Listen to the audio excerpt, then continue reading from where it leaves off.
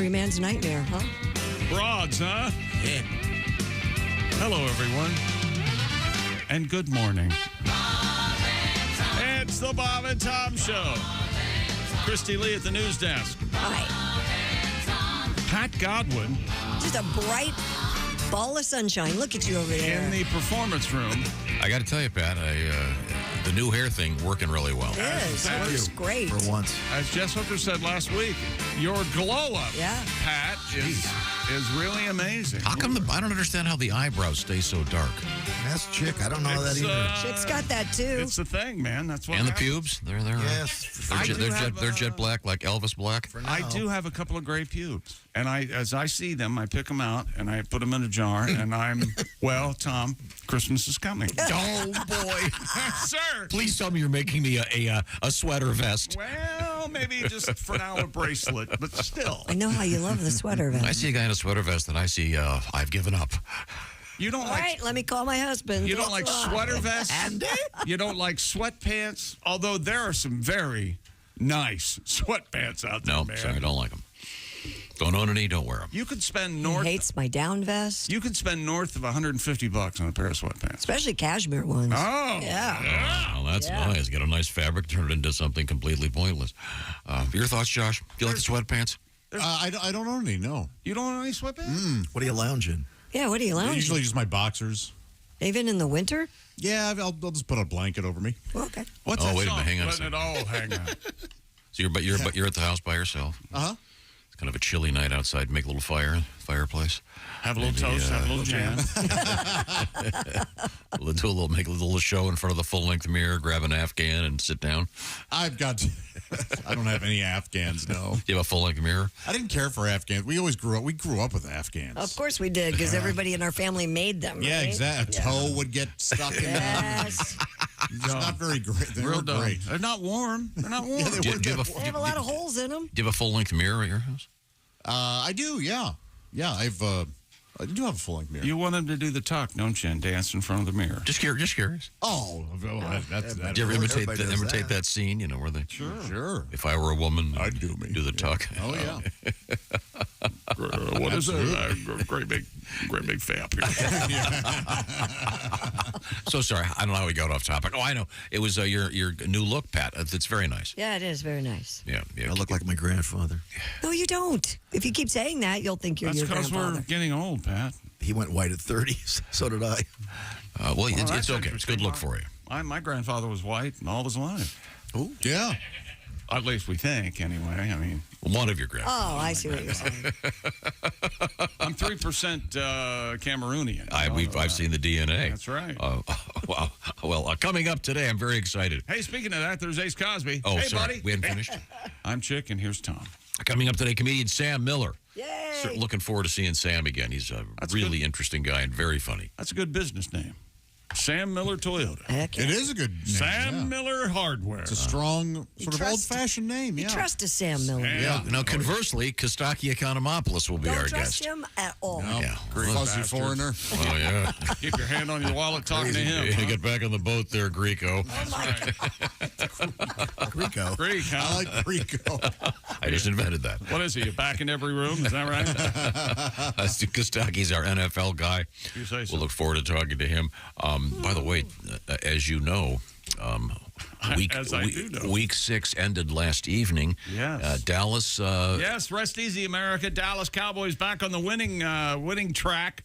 They put away the Los Angeles Dodgers. Dodgers. That'd be, wow, Hell of a game. I'm surprised the guys on the Dodgers didn't hit him with their bats. Los Angeles Dak Chargers. Prescott takes a bat to You the know, face. During the Straight Ahead Sportscast I do for the app, I said San Diego Chargers, and then I come in here and say Los Angeles Dodgers. What's wrong with me? Houston Oilers coming up today. Houston Oilers. Brooklyn Dodgers. Are they doing the Houston Oilers? The Titans are going to dress like the Oilers, right? Throwback uniform? Apparently, someone so. is going to wear the throwbacks, yeah. There's a college team wearing the Oilers colors, and I forget. It might be Houston Cougars, now that I think about it. Yeah, I think I got that right. It's hard keeping track. I'm smart.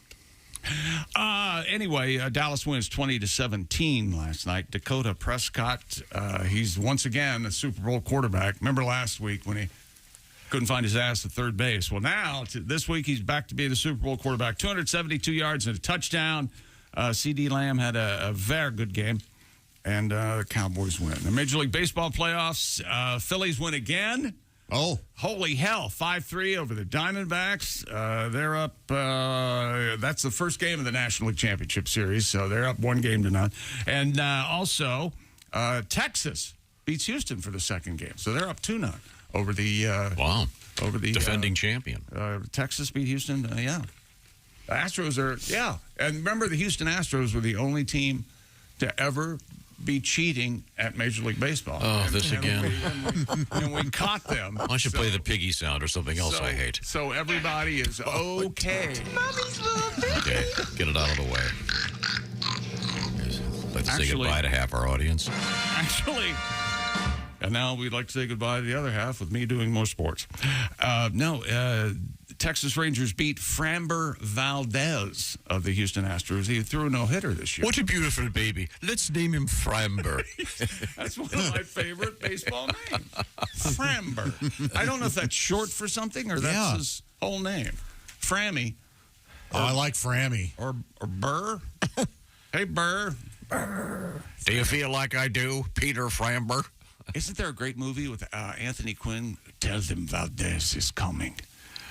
Oh. Yeah, I think so. He has don't know that. this buffalo gun, and he's like a marksman back in the turn of the century, and he can kill people from half a mile away. It's called Tell Them Valdez is coming? Tell them Valdez is coming. Oh, that's great.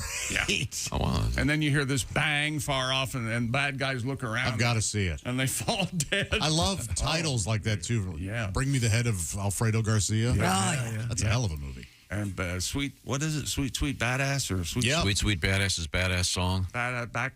sweet, sweet back badass. How about that ass? What is it?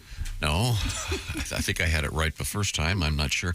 A little bit obscure. And we got good news for Ace Cosby, was it? And his Los Angeles Raiders? Vegas. Vegas Raiders? Oh, boy, that's three. And are you wondering, like me, I understand that Japanese people like baseball, and some of the Japanese players are very good. But what do they eat during baseball games in Japan? That's a fair question. What do they eat? Well, I think it's interesting, even in the States now, a lot of the traditions are changing. Yeah. You can get sushi at a football game. Sure. In America. Didn't nachos start blurring the line, Major League Baseball? You can get nachos now in a batting helmet, right? Oh, yeah. Yeah. And can you even get Cracker Jack Yes. at a baseball Were game? you the one telling me that you couldn't find a hot dog Yeah. At a baseball game? No, at a football at game. a football Oh. game? Couldn't get a hot dog. Turns out I found out later that the opposite hallway there has the hot dogs and the pretzels. Oh, So you can find to keep those people Yes, Over where there. I was, they had. the fillet. After waiting in line for 10 minutes, I said, "You don't have hot dogs? You don't have pretzels? Someone just walked by me with a pretzel. Oh, they're at the other side, sir. Yes. The game starts in 1 minute." Well, The perhaps, riffraff is- yes, perhaps this area isn't for you. Maybe a large sign saying, don't you go "Hot grab- dogs for Americans over here." Why don't you go grab a hot dog, was it? No, I was trying to get a hot dog and a pretzel. I came back to the stands and handed my two little girls bottles of water. That went over well. Oh, I bet. Well, I'm sorry. Coming up, a true story from my life, always exciting. Always. You're right. Yeah, It's true. had a big day yesterday.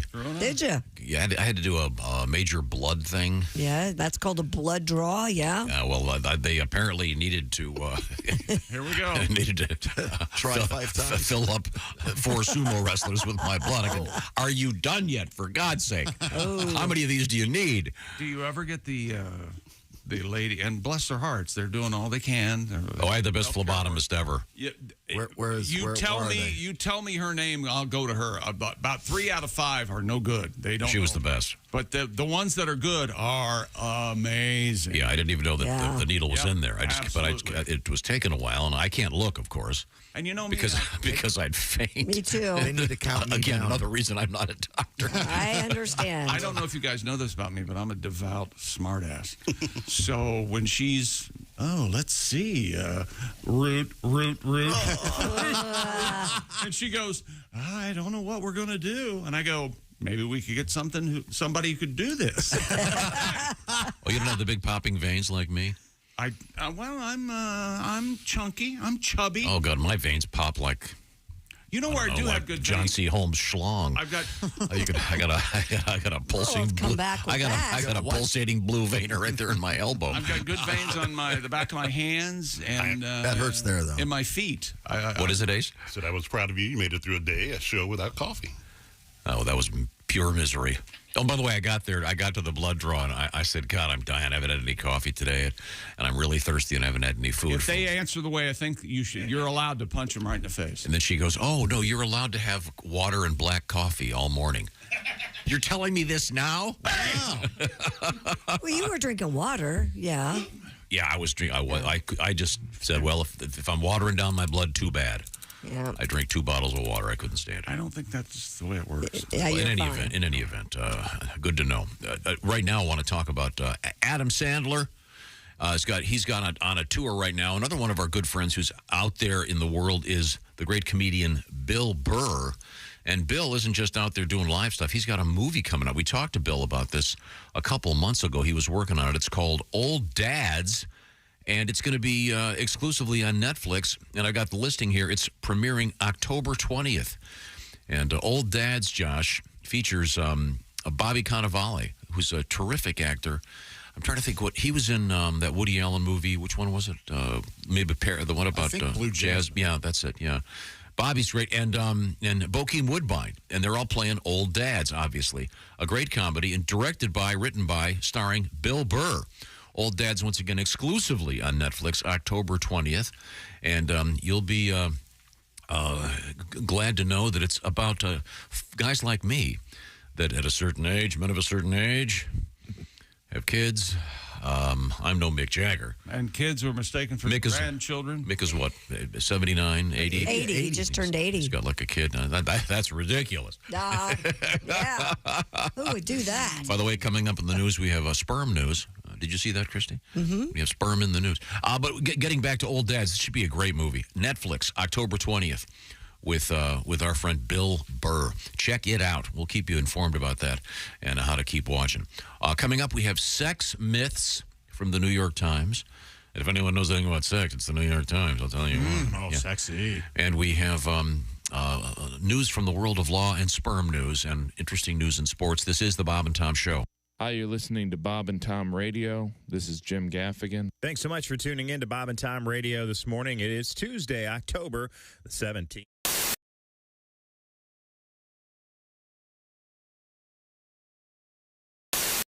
The best comedian, Tim Allen, is here. He goes, oftentimes, you hear this a lot. Yeah, oftentimes the technology they learn here at the race is translated into your family car. Uh-huh. And I went, yeah, right. This year, the Chevy's offered the Indy Celebrity, a 900 horsepower celebrity wagon. So I'm like, gosh, George, this thing's really got some pickup, doesn't it? I got to the kids to school in about 6 seconds. We're having lapping practice next week with all the other girls' PTA. She's running the Offie. I'm doing the Buick. And Betty's got the Chevy High-Tech. I pulled the trailer right out from under the boat, George. This baby's got some guts to it. Love Sears. Do you? It's the Craftsman tool department makes my nipples rock hard. She always figured we should grunt like pigs. The little primates you are. Don't speak to your mother. You grunt like the pigs you are. Ever try to take a steak away from your husband? Here, honey. We're trying to grab meat from a man while we're just like dogs. I like going through the house rewiring stuff. That's my favorite thing. One of those big tool belts. Yeah. 2 cordless Makita drills hanging low. Yeah. But you gotta know how to wear it, otherwise your butt crack shows. You ever know what I'm saying? Hey, what is that? A pencil holder over there, Bob? Gotta hike that up. I got some spackle. I'll figure out that butt crack. I got some DAP butt crack filler putty back here. We'll just fill that crack right in there, Bob. I got kids eating food in this kitchen. Get out of here. Go to Miter me a dovetail out there or something, Bob. I just cruise around my house like Bob Vila, with a bad headache. Just looking for stuff. I notice Grandma's easy lift chair isn't moving quite as quick as I'd like it to. So I popped down the hardware store, pick up a compressor, some hose, some coax cable. I wire that sucker up. I forget Grandma lost some weight in the years I look at it. Got the 140 pounds a little too high, isn't it, Grandma? Shot that bitch halfway across the kitchen there. Doilies following her. Sorry, Grandma. I'll dial that baby down as soon as I rewire Grandpa's hearing aid. I got a preamp on that son of a bitch.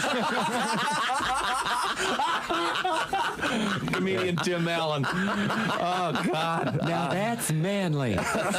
Presiding over a symbolic condom roast in his Catholic church's parking lot in Waterbury, Connecticut. Yes, I love those. The Reverend Joseph Looney protested. Mesquite condom roast.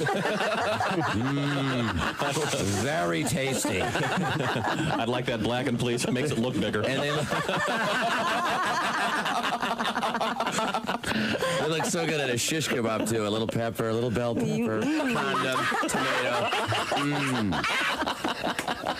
What's the name of this Reverend? Oh, Reverend Joseph Looney. I'm not kidding. No. Unbelievable. I'm Casey Kasem. I Here's think so. American Top 40. Is it just my imagination, or is my head just a bit too big for my body? And here's my wife, Karima Kasem. Show him the Top 40s, honey. Ow. Oh, back. Oh, hey, Josh. What's wrong? My back is sore, my legs. What's in your shoe? Nothing. I mean, here, look, nothing. Joshua, you have to have proper support. Orange insoles. Orange insoles, you say? Yeah, look. Yeah, I see them. Look at this. They're great. Yeah. Orange insoles. I'll give them a shot. Great. See you later, buddy. Give it a...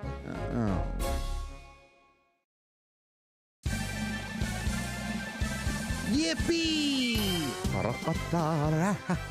I can mow and dance while I do it. Ha! No more pain. Thank you, orange insoles. Josh, did you get orange insoles? Jessica, I sure did. Thanks to orange insoles, I feel great. Terrific. See you later. Orange insoles. Feel better, do more.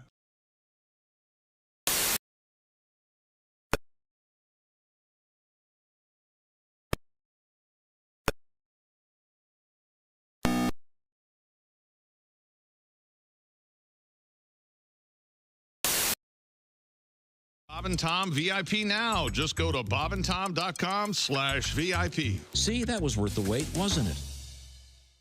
Bob and Tom 24/7. His name is Apollo Johnson, and he's America's #1 astronaut. But he's also a well-endowed ladies' man. Monumental Pictures proudly presents Apollo 13 and a half. Oh, Apollo, your rocket is so big. Adult film star Dick Mahogany in his first starring role since Shaft's Lethal Weapon is astronaut Apollo Johnson. And when he's not orbiting the Earth, he's going around the world. Apollo Johnson, he's not just an astronaut. Welcome back to the Bob and Tom Show. At the news desk, it's Christy Lee. Hello. There's Pat Godwin in the performing room. Hello, Chick. He's getting ready to perform. There's Josh Arnold. Hey, Chick. He's at the I Hate Steven Singer sidekick chair. There's Ace Cosby. Hey. I'm Chick McGee. And here's Tom Griswold. Thank you very much, Chick McGee. I think we can get right to a song from Patty G. Oh, we can? But before we do, I got to remind you, Pat's going to be on the road. Pat's got some road work coming up. And now,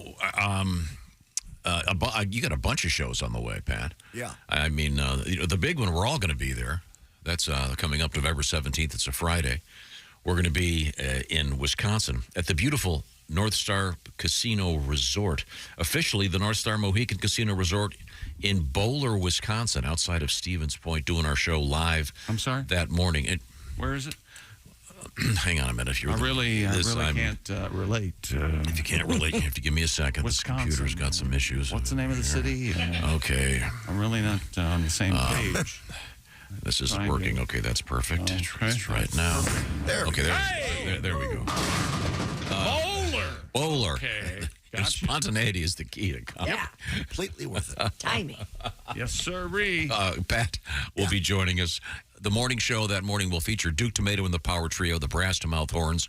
We'll all be there, too. It should be fun, and we're doing a couple shows that evening, and I hope you can join us. I know the first show's already sold out. Details at North Star Casino Resort /entertainment. Patty G also, October 27th to 28th at the Funny Bone in St. Charles, Missouri. And then the Ho Chunk Casino in the Wisconsin Dells with Willie G and Mr. Jeff Oskey. That's coming up Saturday, November 4th. And then you've got the Knights of Columbus in Delphus, Ohio, Saturday, November 11th. You're a busy man. Yep. Back is feeling better. It's time to get out there. All right. Pay the bills, baby. And you're getting close to having a ponytail. I like the long hair. Oh, please do that. I can't do that. He's not getting close to a ponytail. I mean, maybe it looks... Well, remember, he had a crew cut 3 weeks ago. It looks to you like maybe I'm trying to encourage you. Because you're bald. That would be a great look. Now, don't they make fake faux ponytails? Oh, Yes, yeah, absolutely. Faux ponies? Sure. Yeah. Clip it in. We can clip that on. Who was our guest that had to wear one and he forgot that he had it on and went to a restaurant? Some famous actor that was in here. Anyway, I know Steve Martin wore one in Bowfinger. Yeah, he takes it off. He snaps it out. That's great. Look, I'm trying to be a manager here, Snap. And let me tell you. Now, we had a news story yesterday, Pat, that was somewhat disturbing. And you have a tribute to that. Do I need to set this up, Pat? Yeah, that's that woman that was in the hospital who did the attack with the Spork. Yeah, this was our second Spork attack in several years. And the essence of it was this woman was right here. Okay, you got the go. Police in Louisiana say a nurse survived an attempted stabbing by a patient who was wielding a spork. Officers responded to the Glenwood Health Center in West Monroe, where staff said 19-year-old Ms. Madison Bingham had been extremely combative and aggressive, went after a female nurse with a plastic spork. The nurse was able to dodge the alleged spork attack, and the 19-year-old was arrested for simple assault. Spork's not good for stabbing, not good for eating. I'm not a fan. Josh, however, has a set of metal sporks. Yeah. I understand. That's pretty great. What are they best for? Stew, things like even things like fried chicken. Not bad. I think they'd be all right. I would not. If I could only find a spork, I'd be okay. I think. Can you imagine going to a really elegant restaurant? You know, one of those places where they set all the forks. They have some they've got linen tablecloths and crystal and all these glasses, and there's a spork on the end. Sir, that's the salad spork. The smaller one is for the shrimp. But so we have a spork story and a lunatic trying to stab somebody or something. I forget what it was. What's going on over there, Pat? There we go. Pretty. Very pretty. Yeah, sounds nice. The patient arrived just today. A tad aggressive, if I had to say. They would test her on to see if she's okay. Might be here for an extended stay. She was eating before you knew it, and as she chewed, she told a nurse, "I'm gonna stab you, bitch." Stab you through and through. Now the woman's in jail with the plastic spork. Thank God it wasn't a sharp metal fork. Take all the knives and put on corks. Throw away the plastic sporks. It's not a knife fight in New York. When you're a jet all the way.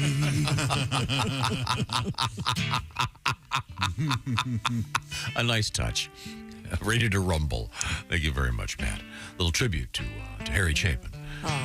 They're celebrating Harry's, what would have been his 80th birthday. Today? Really? Yeah. This year, they're doing a special, his brothers are doing a tour. Tom Chapin, right? Isn't that one of his brothers?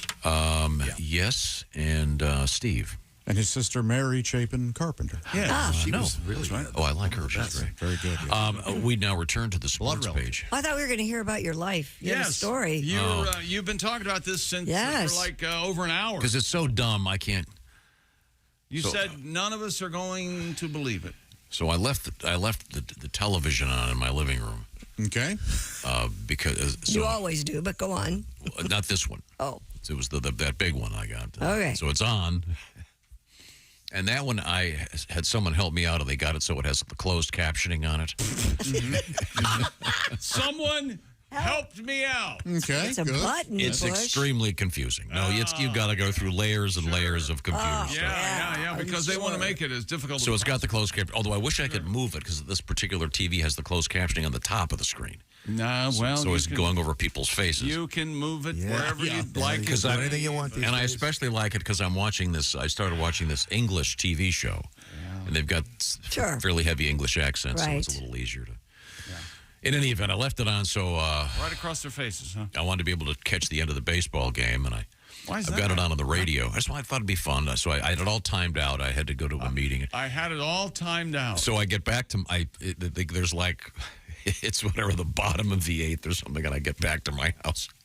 I rush inside, and the closed captioning is on, but the picture's gone.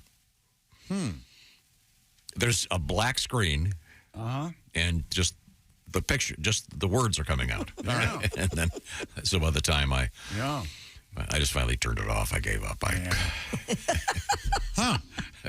don't know what happened. Yeah, I wonder why the... Yeah, I wonder what happened, I wonder why the network and the television corporation would just send you a black screen. Yeah. And have just captions on this it. exotic TV thing I have that never works. Sure, it never works. Why don't you just get a regular TV then? If I think I'm going to get a pair of rabbit ears and stick it outside so I can exit. How's that even possible? Vocal command, maybe, accidentally? I didn't do anything. I wasn't... anyway, sorry. Let's get back to sports. So, who won? Do you want me to come over and fix it? Chick knows. Yeah, Chick can do it. I'm sure it's on the remote. I'm sure Ace could... I hadn't touched the remote. I wasn't at the house. That's what we need to do. The television was there on its own, running. Would you go over to Tom's house and help him fix his television? I would gladly help Tom. Thank you, Ace. Don't bring your car. Oh, my God. You'll get pulled over. I don't think his car is going to get him pulled over. I might want to tint the windshield. Oh,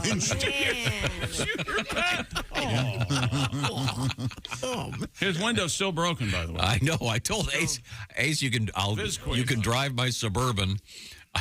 I've got an extra car this week. You can drive my Suburban. I'll take your car and get it fixed for you. I'm fine. No, you're not fine. You've got a laundry bag for a rear window. It's only been broken for 3 weeks. 3? Well, 4 years. 4 weeks now. Oh, it's 4.5. Okay, I'm sorry. How many nests have been built in the new backseat? Oh, I'm serious. Family Would you living in there. please give me your car keys? Oh, and you can't park in your garage, according to Christy. I haven't been to his house Or is there for a room to park in while. the garage? You got stuff in your garage, right? So you don't park your car in the garage? Always. He does now. Oh, okay. But he does have a full garage. He did have a full garage. What's in it? Oh, I just... Beans. It's a 2-car garage, but I made it to 1-car garage. Uh-huh. All right. Where the other car would be? No, Pat answered. Stuff. What's in there, Pat? Beans and dented cans. Are you one of those prepper guys that you have you heard those commercials? He's a prepper hoarder. I've been hearing those a lot lately. Yeah, that's really scary. Yeah, it is. 40 days of water and healthy food. Oh, yeah, MREs. And yeah. Food that will last 75 years. Ooh. I'm Better get seriously. right with your Lord. Go ahead. Crack wise. So, this would be like a cool Twilight Zone episode where something goes terribly wrong and Ace is holed up in his house, and after a week the can opener breaks and he dies because he can't open anything. Actually, I did see my favorite episode of Twilight Zone this weekend, the one with Burgess Meredith, where he works in a library. There was time books. now. And he loses it. He breaks his glass. Yes, It isn't fair. It's not fair. It's not fair. It's the exact same concept or idea. I'll have to go play the Penguin on Batman. And then I'll be in the Rocky franchise. And he had it all planned out. A friend of mine did a recording session with Burgess Meredith. It was a TV commercial. Or, I'm sorry, it was a radio commercial. And Burgess Meredith, what they had to do was he had such bad lung issues that they had to, he would read a little bit, then it would be, so they had to get a room ambient recording, and then replace all of the with the sound of the room, literally slicing the tape and sticking them in there. Yikes. Yikes is right. See, people who are aware of stories like that don't tell them because it bums people out. Why would you repeat that? I thought it was kind of interesting that Burgess Meredith is recording a hardware commercial, but he's near death. Well, maybe should have cut back in the smokes. You know, he got up there. Remember back did. then, he had Boy, the cigarette holders on. Oh, yeah, that's right. Yeah, that'll help. Yeah. That's not just one long big filter? Yeah, I know. Most doctors say if you're going to smoke, get one of those big filters. Right. That'll really help. It filters out all the bad stuff. You just breathe in air the way that nature intended. Didn't he have a tank in Grumpy Old Men, Josh? I don't think he. I mean, if he did on the set, you don't see it in the movie. Okay. Okay, well, I'm sorry. We're off topic. Oh, not us. Tom, dear folks, especially Tom. Tom, what's your problem? This is from Brandy. Okay, Brandy, sorry. Who's a fine girl. A fine girl, yeah. Tom keeps saying Bowler, Wisconsin, just outside of Stevens Point. That's what it says on the piece of paper. Bowler is not even close to Stevens Point. Well, then who's the douche that wrote it on the paper? It's about an hour from Stevens Point. Bowler is literally in the middle of nowhere.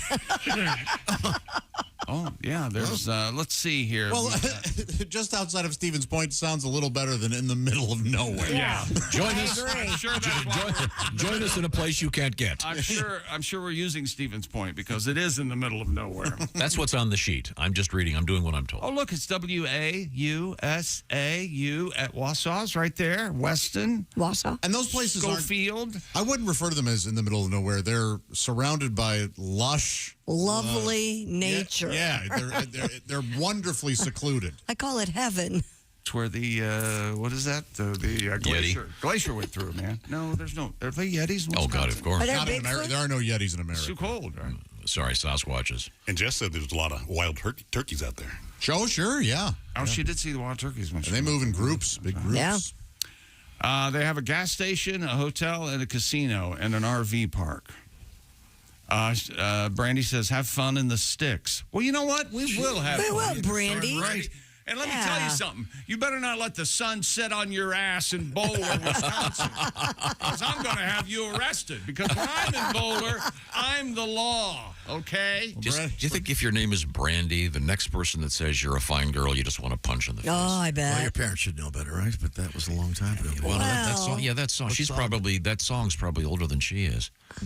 Oh boy, it's Brandy.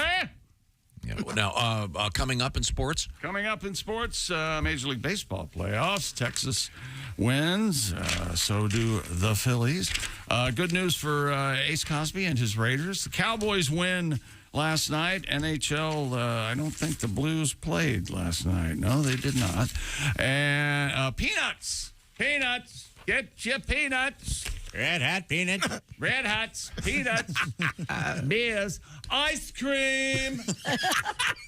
Listen, Glenn. The ice cream guy's in St. Louis, right? Yes, he is. I don't know if he's still there or not, but he was very... I would say there are, depending on which stadium you go to, there are fewer of the vendors walking around. You think? I think so. I don't think that's... The only one that walked by me at the last NFL game I went to was...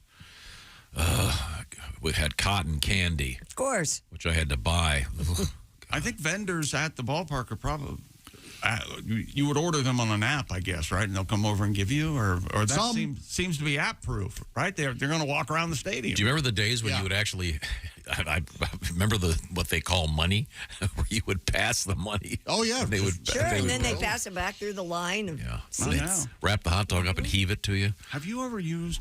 No, follow me. Okay. Have you ever used your phone and you click on it and it pays stuff? You don't even have to take your credit card out. It's great because then you don't have to pay for it. You click your phone. It's free. Ding. Amazing. That's what it said when they sold me the phone. Tell me more.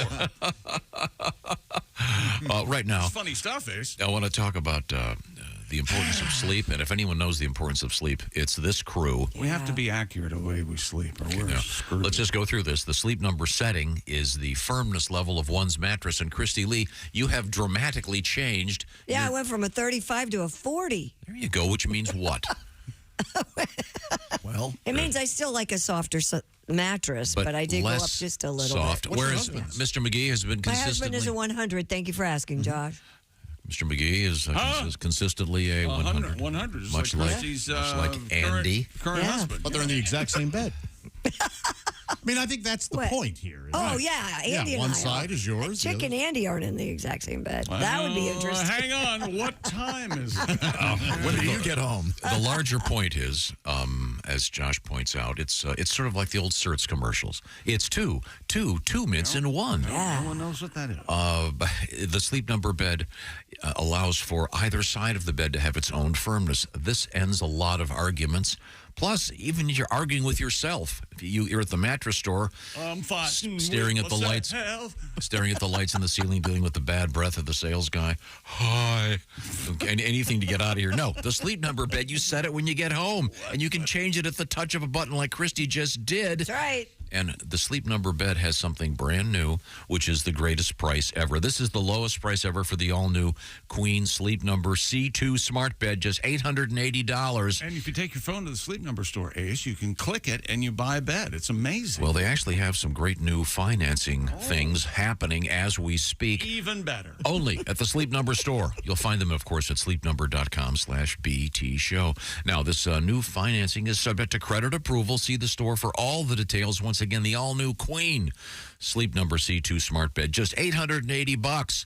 This is the best offer ever. Check out the Sleep Number bed. You know I love mine. And thank you for asking. I'm currently at an 85. Oh, you've moved. Yeah, there's been a little change. Grow a pair. Get up to 100. Come on. We'll see what happens. Coming up, we have more interesting stuff in the world of sports. Also coming up, we have sex in the news and a ridiculous thing from the CEO of the Levi's Blue Jean Company. This guy's an idiot. This is the Bob and Tom Show. Become a Bob and Tom VIP and get your Bob and Tom fix.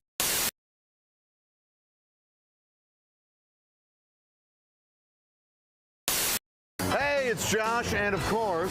Hi, Chick McGee, everybody. Your chance to win a Mini Max Big Green Egg for Bob and Tom and Big Green Egg. Each week, someone will win a Mini Max Big Green Egg. It's the Bob and Tom Show, Pigskin Pick'em, powered by the Big Green Egg. Go to bobandtom.com/contest on the computer. Is that where you go? Are we eligible?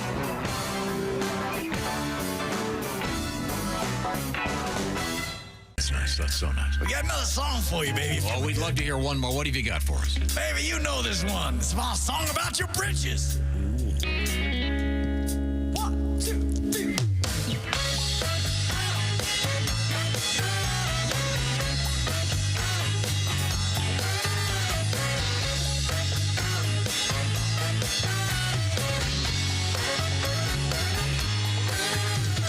Monday, Tuesday, hump day is halfway. Sticking in the pig, popping in the bank. Saturday's coming quicker than you think. 48 to rendezvous.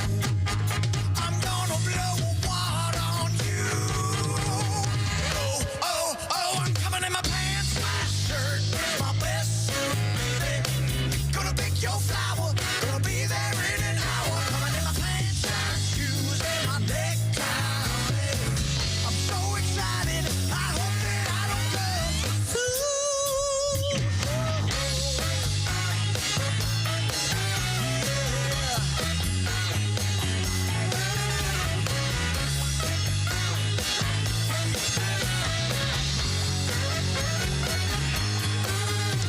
I can't move on. The tension is long gone. My suits are pressed, your wallet's in shape. The only thing left is a little match day. 24 to rendezvous. I can't wait. I'm gonna blow a wad on you. Oh, oh, oh, I'm coming in my pants. My shirt is my best suit, baby. Gonna pick your flower. Gonna be there in an hour. Coming in my pants, shirt, shoes, and my necktie. I'm so excited. I hope that I don't love you.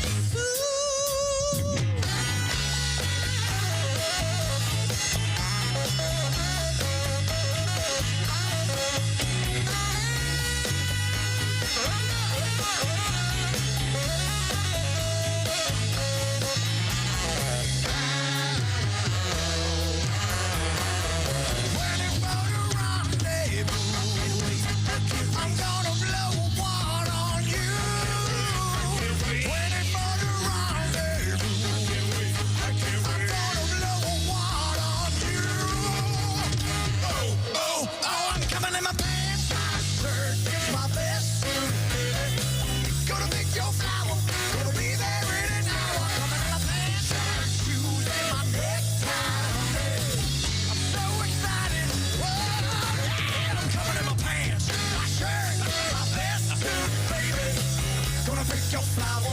Gonna be there in an hour. Coming in my pants, shiny shoes, and my necktie, honey. I'm so excited. Whoa. I'm so excited, you know. I can't wait, baby. I'm so excited. I hope that I don't come too soon.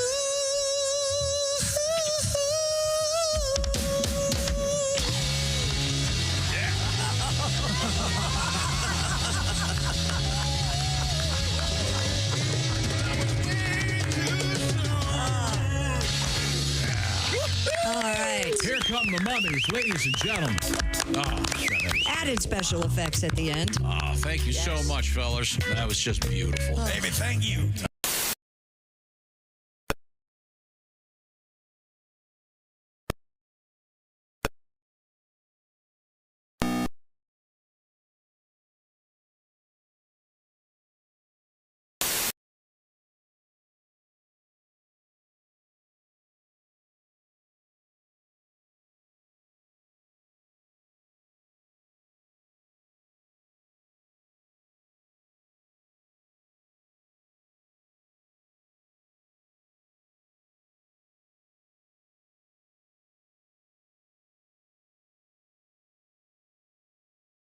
Mean to laugh. There are some things you don't want to say to a naked guy. Can you help me find it? There are things you never say to a naked dude. Does that thing come with an air pump? I thought you said you had small pox. Really? No, seriously. Really? But your feet are so big. Aw, that's cute. Hang on, I'll get my tweezers. Oh, it's like a little light switch. For a second there, I thought you had a third nipple.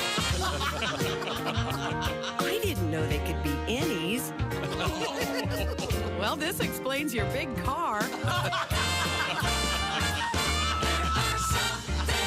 You don't want to say to a naked guy. Wow, your boobs are bigger than mine.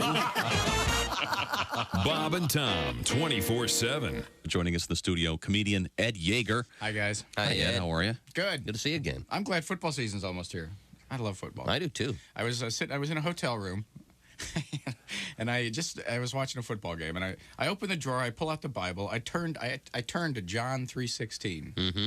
And it actually says, "Sitteth thee in the end zone with a large sign." You know you're too high when you're eating cereal naked and your girlfriend tells you to put some clothes on. You realize it's not your girlfriend. It's just a woman on a bus. That's how you know you're too high.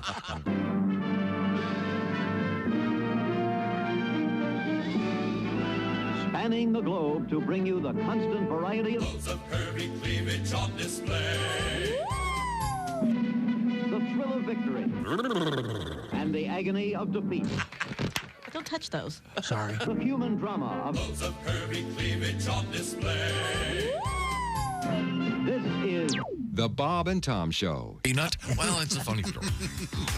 Welcome back to the Bob and Tom Show. Christy Lee at the news desk. Hi. There's Pat Godwin in the performing room. Hey, chick. I like that. There's Josh Arnold. I'm all for performing room. Yep. He's at the I Hate Steven Singer sidekick chair. There's Ace Cosby. Hey. I'm Chick McGee, and here's Tom Griswold. And I have a letter. Well, before you get to the letter, I want to remind people we are about to begin Week 7 of the NFL season. Week 6, closing off last night with a win for Dallas. Yeah. Now, if you want to get involved, as Chick would say, get involved. You can start right now. You could win the Big Green Egg Mini Max. All you got to do is pick the winners for Week 7's games. You can start fresh. Have some fun. Go to bobandtom.com/contest. Start over. While you're there, look over there in the corner. I know this is radio. I am pointing at, what is that? Jeez. Orange insoles. I see the logo. There in the corner. It's the Orange Insoles Kegerator. The spot. Night now. Losing my Kegerator. What'd you think, Tom? Is that good? Oh, that was REM? REM live on stage? No? They're in the corner. That's a great song. I'm bald. It is the Kegerator, and we're giving it away. Find out the details. It's Halloweeny from our friends at Orange Insoles, bobandtom.com/contest. A Kegerator. It's got the thingy on tops where the tap juice comes out. Thank you. The juice comes out. Okay. Well, there are juice bars, I guess. My God. Sorry. Can I get a keg of Hawaiian Punch, please? You wouldn't put beer in there, would you? Like Hawaiian Punch or a Punch or Sunny D or something, right? No, thank you. No Sunny D. You like Hawaiian Punch? Oh, God, I used to love Hawaiian Punch. I bet you did. I haven't had it in ages. What is that? What the little guy say? You want a nice punch or something? Yeah, something like that. Oh, Very you're really aggressive. threatening? Yeah. Oh, yeah. Didn't he actually hit the guy? Yeah, sure. Would you like a nice Hawaiian Punch? They go, well, sure. Wham! Tricked them. Yeah, they don't do that anymore. They don't want the kids to hit each other. I'll kill you, you son of a bitch! That was the part of the commercial they never... Yeah. Today they'd have a kid somehow screw up the other guy's phone. That was right after the Keebler Elves tried a prank like that, and some guy burned the tree down. Remember that? He got even. Yeah, we need more hostility in advertising. Good morning, you butt nuts. Oh, well. And Christy. This is Steve from the great state of Ohio, round on the end and high in the middle. I'm a high school football official. Last Friday night, I was in Ashland. Yes, the Ashland Arrows. They hosted the Worcester Generals, and it is pronounced Worcester. Sometime in the middle of the third quarter, the Generals tried a double reverse flea flicker. Yes. No. They failed miserably. Oh, no. The stadium announcer proceeded to state, Worcester tried a little razzle-dazzle.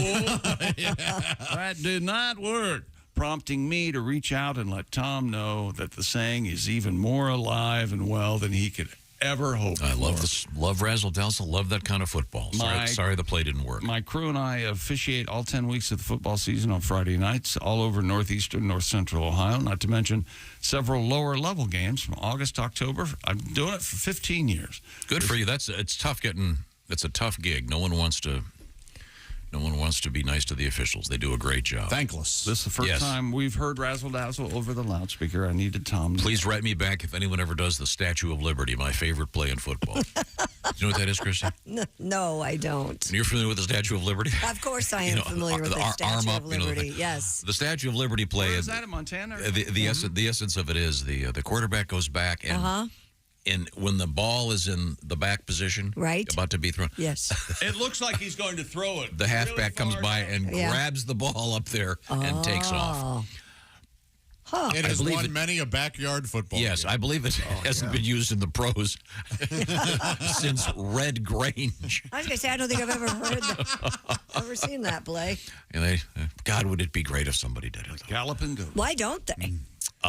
Probably because it doesn't work, I'm guessing. All right. No, I think someone just recently used it in a bowl game. Yeah, it was like Boise State or cool, somebody like that against a just fun stuff out there. I'm getting about 10% of the story right. Someone will tell me. Okay, the larger point here is you can be part of Week 7 by going to bobandtom.com/contest for the Big Green Egg Mini Max. Now back to sports. Monday Night Football last night. Dak Prescott, short for Dakota, 272 yards and a touchdown. The Dallas Cowboys rebound from that rout a week ago at the hands of the 49ers. They beat the Los Angeles Chargers in Inglewood last night, 20-17. Prescott, 21-30, also had a rushing touchdown. Brandon Cooks had a 2-yard score with 11:19 remaining in the game to give the Cowboys a 17-10 lead. Chargers came back and tied it with 7:11 left to go in the game, and then Cowboys kicked the winning field goal. Major League Baseball, Bryce Harper, Kyle Schwarby, and Nick Castellanos homered to lead the Phillies to a 5-3 win over the Diamondbacks in Game 1 of the National League Championship Series in Philadelphia. And in Houston, Jonah Heim homered. Nathan Eovaldi pitched 6 strong innings, and Texas beat Framber Valdez and the Astros 5-4 for a 2-0 lead in the American League Championship Series. Framber nearly killed her. Couldn't she walk right for a week? Oh, yeah, no, that'd be your friend. Isn't that the story where you took your kids to go see Bad Santa? That's correct. Oh, yeah. And how old were the children? They were very young. I thought Bad Santa was a fun kids movie. Like a naughty Santa, but it turned out to be a Crazy naughty scene in there. Turned out to be a sodomizing Santa. Yeah, it is. It was very, very poor judgment on my part. And doesn't Billy Bob Thornton? You're not gonna walk. Yeah. Right That's exactly correct. Coming up in sports, the Las Vegas Raiders get good news about Jimmy Garoppolo and his injured back. and then I got one for you, Christy. I know you're the only big wine drinker in the room. Yes. I'm not ashamed to admit it. We have a great story about grapes. About wine. A beautiful story about 5,000-year-old wine. Ooh. Oh, must boy. Well, Yeah. we're going to find out where they I'm found it. Tasting bandages. You're getting very, very close, actually. Hints of moth, dust, and dirt. Well, it's sealed. We'll find out about it. This is the Bob and Tom Show. This is the Bob and Tom Show. Text us at 888-262-8661. More Bob and Tom next.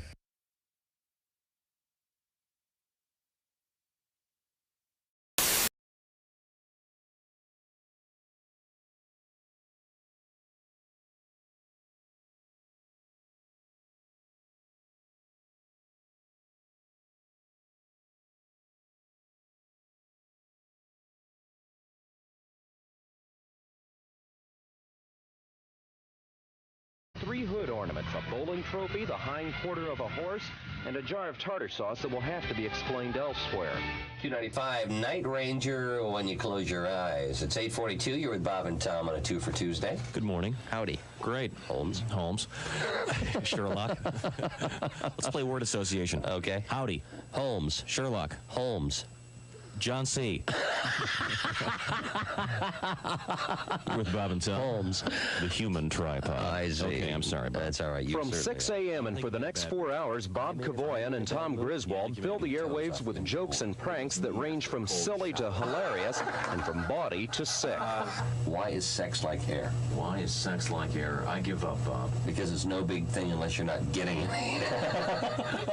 They deliver a National Lampoon sort of humor that leaves the audience laughing while wondering how Q95 can broadcast some of the things they say.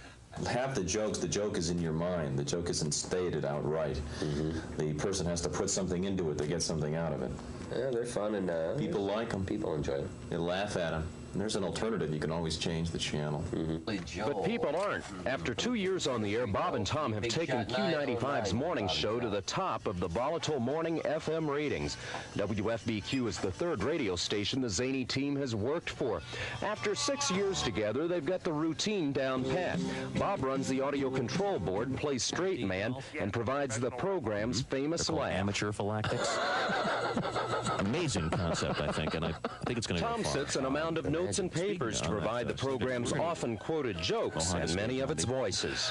Oh, hello, Mohandas. Hello, Bob. How are you? Oh, I am fine today. Hello, Tom.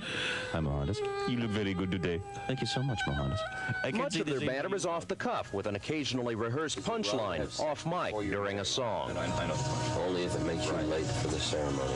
She's controversial. She's provocative. She's the famous sex therapist, Dr. Ruth Weisboner. Good morning, Dr. Ruth. Good morning, Tom. Good morning, Bob. Good morning, Dr. Their regular spoof on Dr. Ruth Westheimer features some of their more risque humor. Is it wrong to have sex before you're married? Is it wrong to have sex before you're married? Well, no, as long as you're not late for the wedding. Bob and Tom's task of filling 20 hours of airtime every week is made easier by several regular characters phoned in by people around town. Nightclub owner Sonny is a favorite. Great approach. How are things going out at the track? I know you're running the mystery flesh tent this year. Everything is going just fine, Dowd. I bred that baby up, throw it in some shortening, and serve it up. It's the mystery flesh tent, Dowd. That's located, of course, in Turn 1. It's right there in Turn 1 where people seem to be the most hungry and the least discriminating. Other characters are voiced by regular visitors to the studio. Ladies and gentlemen, the President of the United States. Tiger Dog Bardo. Good morning, Bob. Good morning, Tom. Good morning, Your Highness. Good morning, Mr. Q95 Mason. midday personality Jay Baker voices the spoof on Richard Nixon. Now, do you remember Ronald Reagan visiting the German cemetery over the weekend? Oh, that's right. Yes. The media referred to it as the Nazi cemetery. You know, I was the one that put him up to that. I see. I said, babes, this is going to be so beautiful for your career. Trust me on this one. I told him, I said, when I was a young boy, I heard the phrase, the only good Nazi is a dead Nazi. I said, Ronnie, you can't miss a whole field full of dead Nazis. You slide over there, you put the wreath down, the wreath, and you're cruising. Bob and Tom say they get very few complaints from listeners as they poke fun at every special interest group imaginable. And station management has left them unrestrained on the limits of their humor. After 2 years, the result has been high ratings, a devoted following, and 2 happily transplanted Hoosiers who say they just might stay to grow old and gray on Q95. Could be. It's very possible. In fact, it's already started. Bob's getting gray. Yeah. Tom's getting old. Yeah. This is Greg Todd, Channel 6 News. Oh, I feel so much better now. You know, Bob. Yes. I don't want to say that most of the women that you go out with have questionable morals or anything, but last... Well, I have a theory, and I think everything in Hawaii was named by Mel Tillis in a hurry, is what happened. They just brought Mel over. Mel, what'd you call that? Okay, come on over here. Pie. Mel, what would you call that big, beautiful bird? Well, yeah, that's good. That's the bird.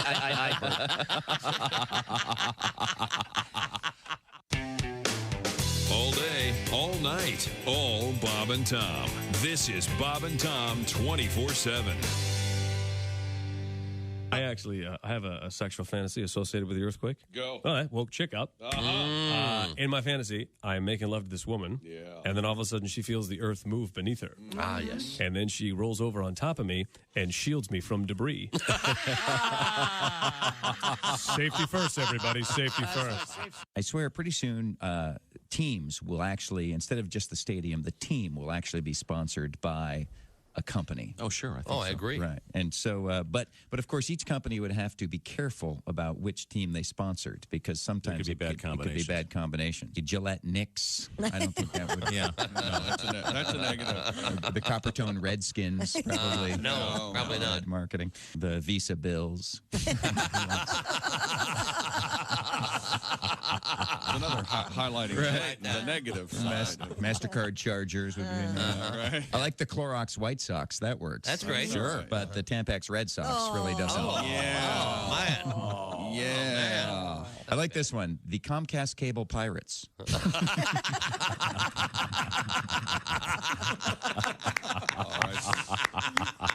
I like that. Morning laughter just might be the best medicine. No matter how hard I try, can't keep my hands off my face. Bob and Tom Radio.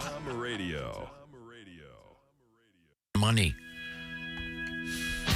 Welcome back to the Bob and Tom Show. Christy Lee at the news desk. There's Pat Godwin in the performance room. Hello, chick. There's Josh Arnold. Hi, chick. Hi. He's over there at the I Hate Steven Singer sidekick chair. There's Ace Cosby. Hey. I'm Chick McGee, and here's Tom Griswold. Thank you very much, Chick McGee. You're welcome. Very excited about today's show. Coming in, comedian Sam Miller. He's great. We're going to talk with Kostaki Economopoulos about the NFL. I'll remind you, Week 7 about to start, and you can get in on the action to win the Big Green Egg Mini-Max. We'll give one away each week, and just go to bobandtom.com/contest. While you're there, you might want to admire the orangeinsoles.com kegerator. We're giving one away. It's a beautiful thing. It's right behind Chick McGee over there by Ace. It's a dorm fridge. I bet you'd like one of those, wouldn't you, Ace? Of course. Where would you put it? You don't have room in your garage because you've got too much crap in there. So put it in the garage. Be honest. Would you use it, or do you just want it because it would be free? Fair question. Of course I would use it, right? Huh? Of course I would use it. What would you use it for? He drinks beer. Ice cold Miller Lite. Yeah. How about that? There you go. All right. There you go. Get the keg. Well, you can get the keg. You can win the keg thanks to Orange Insoles. Check it out, bobandtom.com/contest. We now Can I put a hose into like an individual can of beer and then suck it out through the tap? Is that okay? I guess you I'm sure someone probably makes some kind of device. You can make a mini keg out of a can of beer. I bet you could. Yeah. There's some frat guy developed that years ago. Thought it would make him a millionaire. Look what I've got. Boy, you hate frat guys, don't you? No. Uh-huh.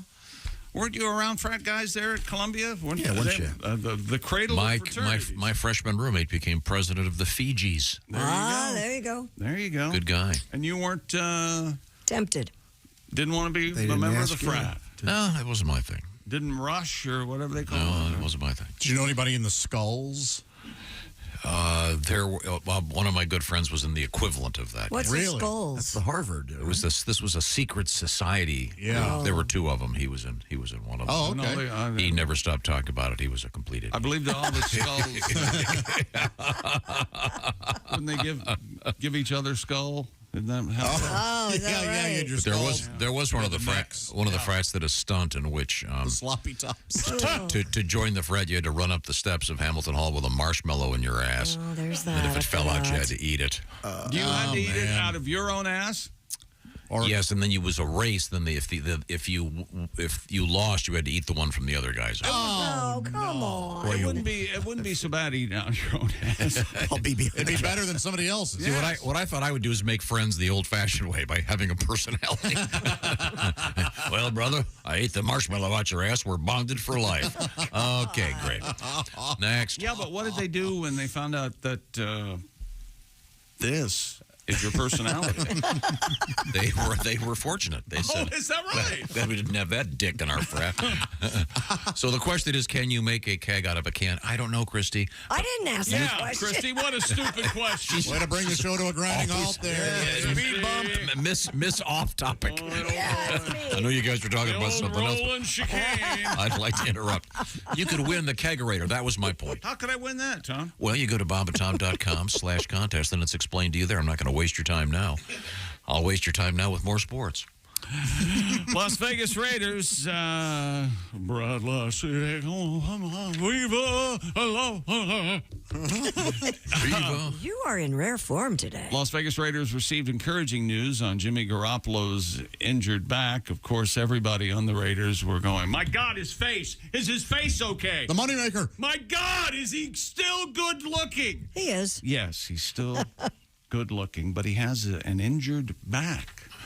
But coach and now chubby guy, Josh McDaniels, said yesterday he didn't know if the quarterback would be healthy enough to play at Chicago on Sunday. But he's still good looking, Tom. Good. Garoppolo injured in Sunday's 21-17 victory over the Patriots. McDaniels said Garoppolo was examined. The head coach said, I took a long, hard look at Jimmy. Yeah, oh yeah. All right. I mean hard. About an inch away. I'm not saying it's kind of a homo thing. Oh, gee. Well, that's well and good, Coach. Oh, man. You don't know that he'll be playing? Okay. No, you don't need to. Didn't you have some troubling thoughts, Coach? I had some troubling homo dreams. That, Coach, that's neither here nor there. Really, when it comes I want to send that joke out to my friend Mark. Mr. Garoppolo's one of his classics. And if Garoppolo can't play, don't worry. He will be on the sideline so we can all look at him. But Brian Hoyer All right. is the backup. And then Aiden O'Connell, who just has a mustache. Very odd-looking fellow. He needs to either grow a beard or be clean-shaven. Oh, I agree. Can't just have the mustache. Not working for him? That's bad news. Your favorite mustache? Right now? Yeah. My favorite mustache right now. Or I'd say an all-time. Tom, your Tom Selleck's, your...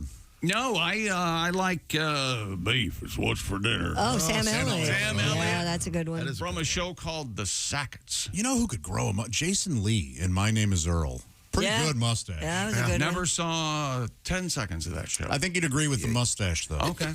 All right. It was pretty funny the first 2 seasons. There you go. There. Well, Ace, we got to get you to grow a mustache. You're a witness. Would Did you you like to grow a be mustache? a mustachio? Oh, yeah. You tried a beard here not that long ago. I used to have a stash. Yeah. Oh, you should, did? Really? You should flesh it out. See what happens. How much would it cost? A giant No, wait. fro. No. Oh. A pencil-thin mustache.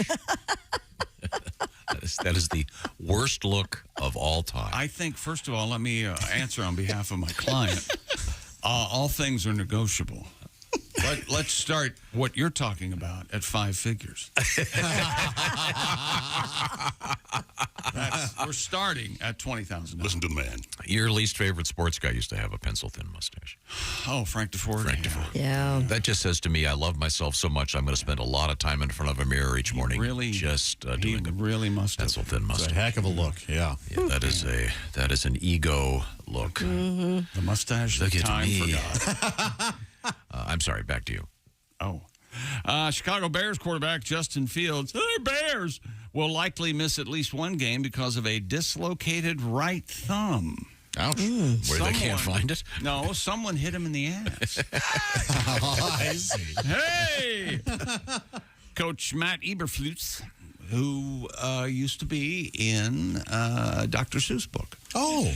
Says it's doubtful Fields plays this week when the Bears host the aforementioned Raiders and the good-looking Jimmy Garoppolo. He was injured in Sunday's 1913 loss to the Vikings. Wow, 1913, that's an old game. Oh, we do there. some contemporary sports. Leatherheads. I never saw that. Is that worth a look? It is. I got a real kick out of it. With Clooney and the other guy from the Krasinski. Office. Krasinski. Yeah. NHL winners last night. Detroit, Florida, the Rangers, and Chicago. And Caps beat Calgary in a shootout. And the American Peanut Council. That's right. The APC is having trouble getting Japanese baseball fans to eat peanuts during baseball games. Okay. Now, Josh, can you guess why? This is before you tell them. This is really interesting. Because There's a very simple reason they can't get them. It's not because they don't like peanuts. they don't like the shelling part. They don't want to throw the stuff on the ground. The Japanese do not litter. Ah. Isn't that interesting? Very interesting. You lived in Asia for quite some time. I did. There was plenty of litter, but in this case... Can we make them litter? It makes some... I mean, these are also cultures that spend a lot of time sitting on the floor. I mean, it's just honestly, in restaurant, when they dine, when they... So to throw peanut shells right on the floor. You're like, why the hell would I Right. throw this where I sit to eat? And Yeah, makes sense. The Wall Street Journal reports that peanuts are not a tradition in Japanese ballparks, where vendors might instead offer edamame, yakisoba fried noodles, or bento boxes. Oh, nice. Love the bento box. Who doesn't love a bento box? They are also known to serve pork sausage. And you ever seen the statue of... Kebabs are very big in Japan. Christy, you ever seen one of my favorite things are giant statues at the side of the road? Yes. You ever see those Mr. Bendo? Oh, yeah, I just saw him last week. I love Mr. Bendo. Every day almost. How about this for an idea? Cart him over. It's typically Mr. Bendo is in front of like a muffler shop. Right. You ever seen Mr. Bendo? I have. It's like 40 feet high. Sure. You could make him Mr. Bento. Have him holding a bento box and perhaps put a... maybe that would be inappropriate, having a cap of a different culture. Never mind. Bad idea. Back to you. Yeah, it does raise the question, though, of if they don't care for peanut shells, but they're eating edamame, I wonder if they're already shelled. Oh, yeah, good point. Oh, yeah, because they have just throwing those. I bet they put them right back in the bowl, though, like we do here at the table, right? Yeah, but then you got to have a separate bowl for those shells. And that could go on for 6 or 7 days. You're right. Very good. Very good. You're right. Japanese baseball fans, it says here, first received samples of peanuts. They were reluctant to drop shells on the ground. Peter Vlazakis, senior director of the international programs for the APC, American Peanut Council, said they're just not comfortable with littering. Mr. Vlazakis also said that while United States baseball fans are, of course, the original baseball fans, may be happy to catch a package of peanuts flung at them from vendors in the aisles, that practice does not go well in Japan. I missed that. Instead, promoters hand out peanut samples in a less threatening way. In a less nutty, more orderly way. Oh. Maybe they should wrap them in rice and seaweed. It says here they're handed out at turnstiles when the fans enter the stadium. Ah, okay. Well, I don't want peanuts at the turn. I want peanuts when I'm in my seat. They're doing it wrong. Do you get peanuts at the ball game? Oh, yeah. Oh. Gotta have peanuts. Peanuts and a dog and popcorn. Do you bite the shell? Do you shell them in your mouth or in your hands? I shell them in my hands. Mm-hmm. I've always heard that the shells will rip up your intestines. Yeah, but I've seen guys. I know people that shell them in their mouth and they just spit out all the shells. I know people that eat the shell. Eat the shell? Really? Yeah, I did when I was a kid. Yeah, they scream in the toilet. I did when I was a kid, and I was diagnosed with diverticulitis about 5 years ago.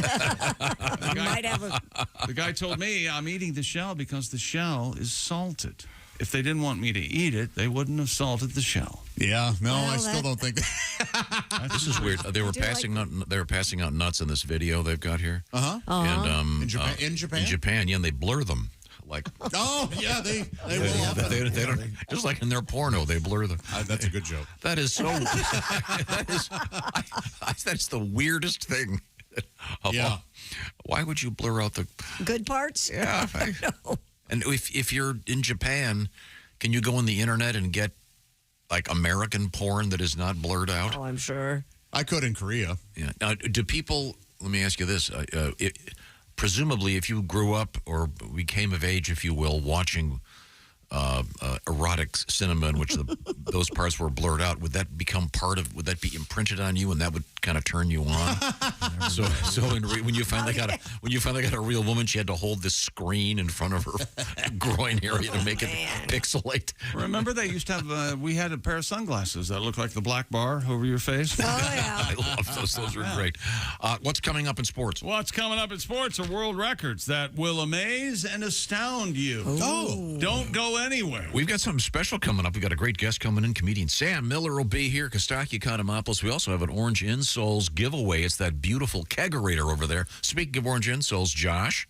It's spooky season, ain't it? Boy, oh boy. But you know what's really scary this time of year? Back pain, hip pain, knee pain. If you work on your feet all day and walk around with shoes that have that lame, useless, thin liner inside. Lame. You know those offer zero support. What are you doing? If you're standing all day, you're putting stress on that body of yours. Go to orangeinsoles.com. Orange Insoles offers arch support that has deep cups to properly support your heel, your feet, and thusly your whole body. Alignment is key, my friends, as is a strong foundation. If you're heading out trick-or-treating with the kids on the 31st or out walking the dog every day, no matter what, maybe you're raking leaves, getting that last mow in, be sure to have proper support in your shoes from Orange Insoles. They're great for your fall boots. Those usually have very little support inside. If you can take your insole out of your shoe and it flops around like a sad fish, well, you're not getting the support you require. Think of it as a table. If it wobbles without proper support, it's no good. That's the same with your house. Well, anything that has a foundation, really, that includes your body. Head to orangeinsoles.com for free shipping, where your Orange Insoles come with a 60-day we want you to be happy guarantee. Know someone who works on their feet? Why not give them as a gift? No cutting required. They're true to size. Orangeinsoles.com. See if they're right for you. Check them out. Thank you very much, Josh. Now, coming up, we've got some cool stuff in sports. And as I mentioned, we have sex myths, according to the New York Times. And what should you do with your blue jeans? Well, the CEO of Levi's has weighed in yet again on how to clean them. This is the Bob and Tom Show.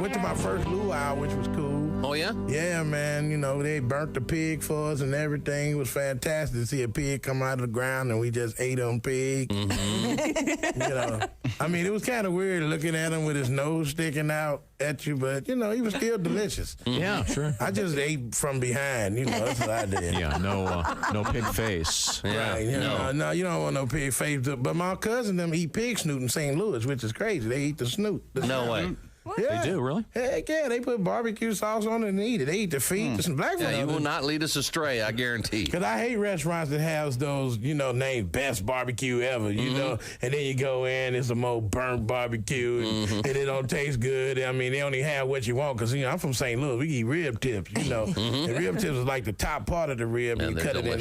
Oh, my good Lord. Oh. Thank you, Jesus. Lavell Crawford. Lavell Crawford is our guest, and so far we've had a tour of Hawaii. We have yet to see anything except for a pig nose. Well, you know, I won a luau. I won the hula dance competition. You did? Yeah. Wow. You can move it, huh? One thing I know about Paradise for black folks is just it's something black people want to do that we see white folks do that we shouldn't do. Like, you know, go on the catamaran. That's just like being out on a raft with a motor. It ain't safe. and my wife went, let's get out on the catamaran. I said, have you ever seen a catamaran? You don't even know what it is. She's from Chicago. You don't know nothing about no catamaran. And then she can't swim. She ain't never been to a YMCA, learned how to float or nothing. But she want to go out in the middle of the ocean. Wow. See, I learned my lesson with that jet ski. They flying around on that jet ski, jumping up on the water, and I realized that water's hard as hell. It is. Because every time you hit a wave, man, my junk was hitting me in the chin. You know, so I know what water, you know, it's dangerous out there. And then my jet ski conked out on me, so I'm sitting out in the middle of the ocean. They had to tow me in, you know, and I fell off the jet ski. I couldn't leapfrog back on it. No. So, no, I couldn't do it. My blood sugar got low. I just had to lay out there, and they had to tow me in. I'm looking like the Loch Ness Negro trying to come back in. People taking pictures. What they catch? What is that? I think it's a killer whale. Was that your surfer voice? I love that.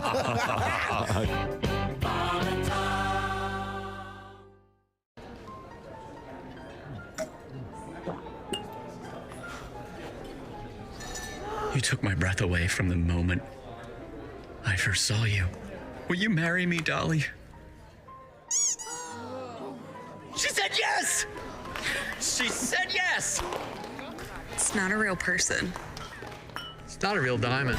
Real, natural, earthborn diamond. For your real love, from a real jeweler you can trust. Steven Singer Jewelers. Yeah, that's why you're single. That's all. What? Are we? Wait a minute. I'm sorry. We're back live. Back with that. Not your tongue. He was talking about me because I went like this. No.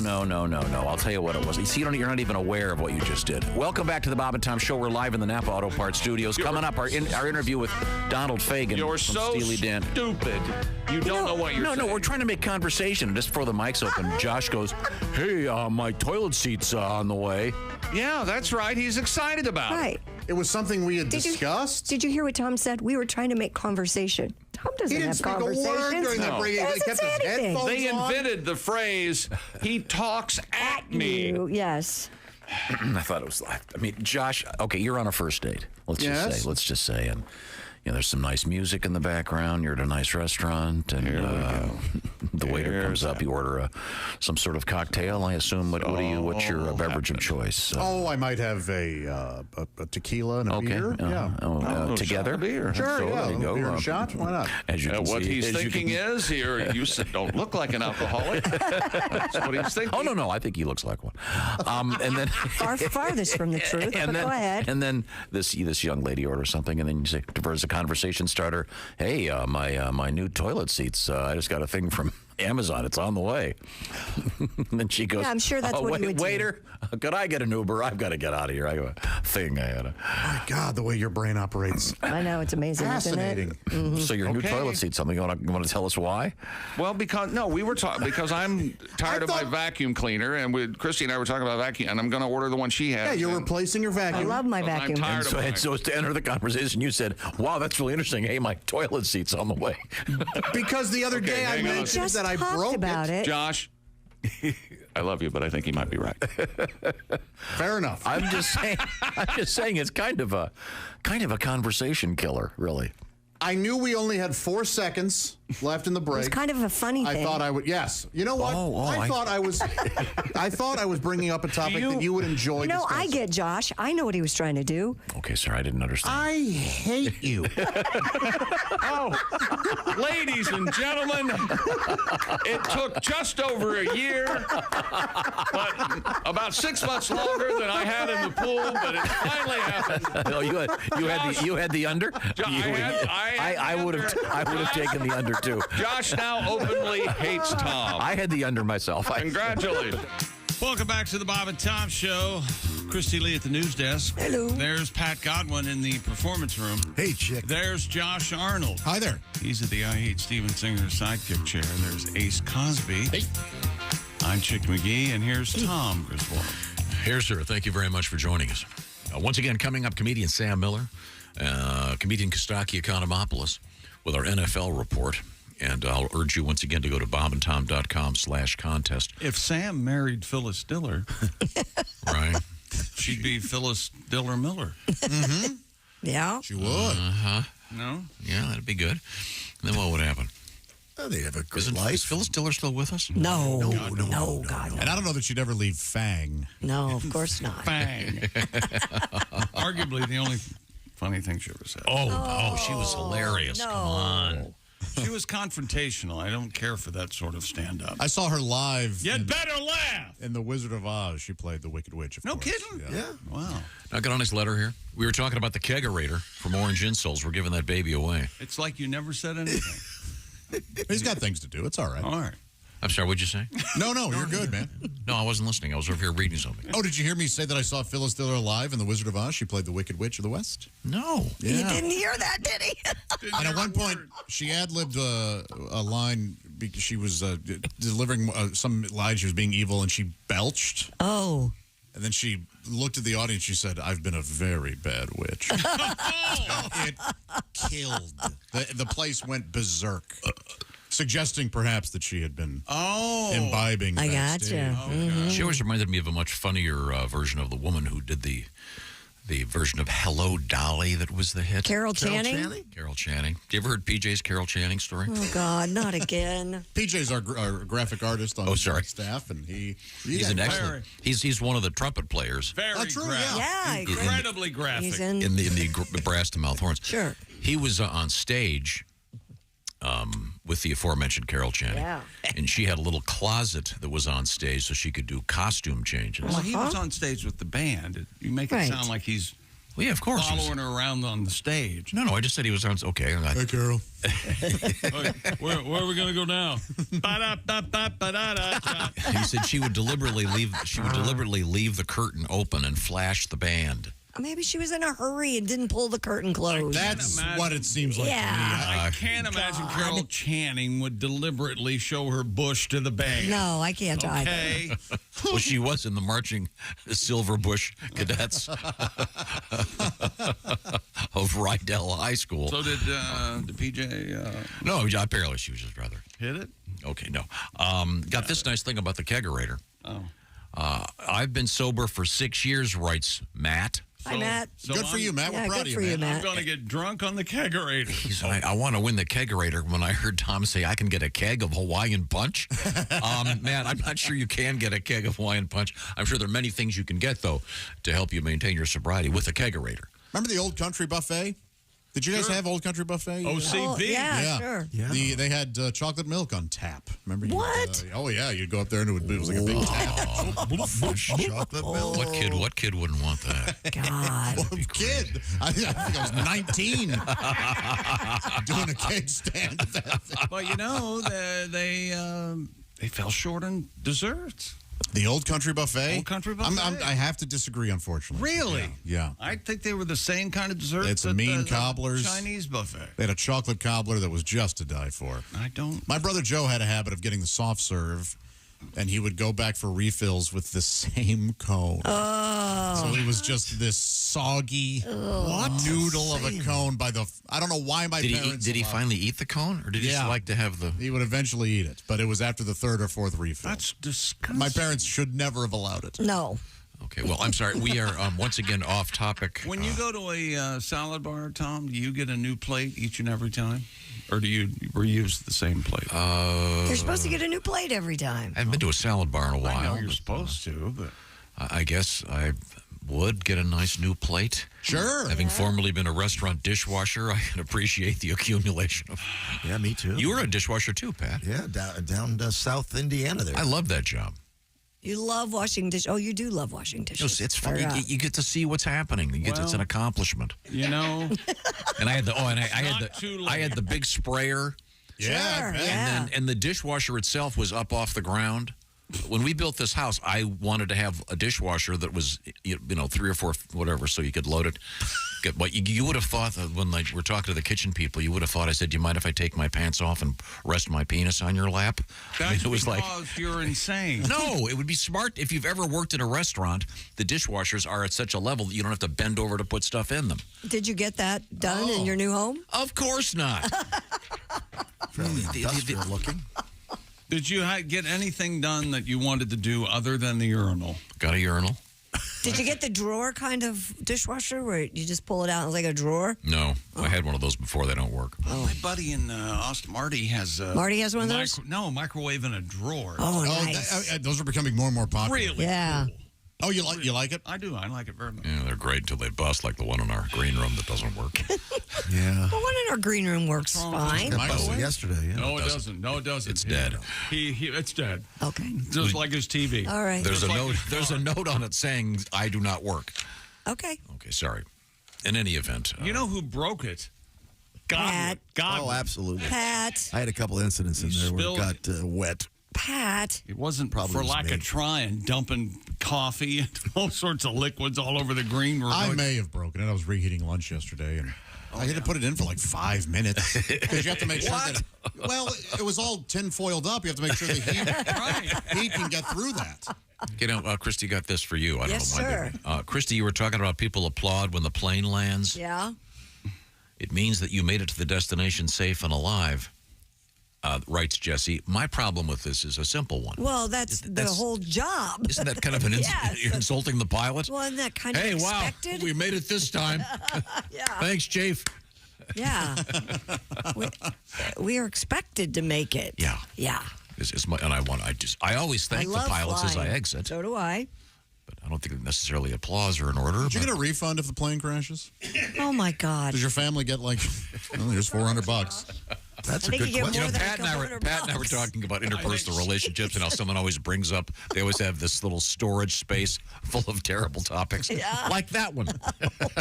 Mine's not a little storage space. I think you have a frequent flyer, Miles. They just okay, yeah, good. Yeah. Back to sports. What do you got? That only makes sense, I would think, that if they... Stupid world record. A South Carolina hot pepper expert has broken his own record after creating the world's hottest pepper once again. Mr. Ed Curie, formerly of the radioactive Curies. Yeah, you think his pepper's not quite as hot as the ones Marie was dealing with. Madam, could I try your... Mr. Ed Curie, who crossbred and grew the Carolina Reaper, has since created a new pepper called Pepper X. Formerly Pepper Twitter, by the way. Is that getting a little old? He could not wait. No, you're listening to these serious newscasts all the time. And No, I'm not. yeah, you don't want to right now. As they measure these things, the new Pepper X clocks in at an average of 2.69 million Scoville heat units. Pepper X sounds like somebody who would open for Megan Thee Stallion or something. Yeah. Yeah, very That's good. rap. It's a rap name. Boy, how about the hindquarters on Megan the Stallion, huh? I'm not mad about it. Curie says Pepper X is 3 times hotter than its predecessor. Right. The pepper has been officially recognized as the new Guinness World Records title holder. Curie allowed people to grow the Carolina Reaper peppers without protecting his idea, but he learned he's going to protect Pepper X. He said no seeds will be released before their time. That's what I say every time I'm in bed. Just so you know, lady, no seed will be released before it's... Now, wait a second. Christy, do you know what that's a reference to? No. Am I correct in saying was that Orson Welles? Mm-hmm. Orson Welles did a... We will sell no wine. Oh, wine. Before That's its right. time. Yeah, I do remember that. But was that Orson? Was that the one with Orson Welles? Absolutely. Was it Robert Mondavi? No, I think it was Paul Masson. Oh, there you go. I forget Very what nice. it was, but wasn't there? Was that the one where all the outtakes have been leaked onto the internet? Hilarious. Where he's hammered. He's drunk. I would never drink this swill.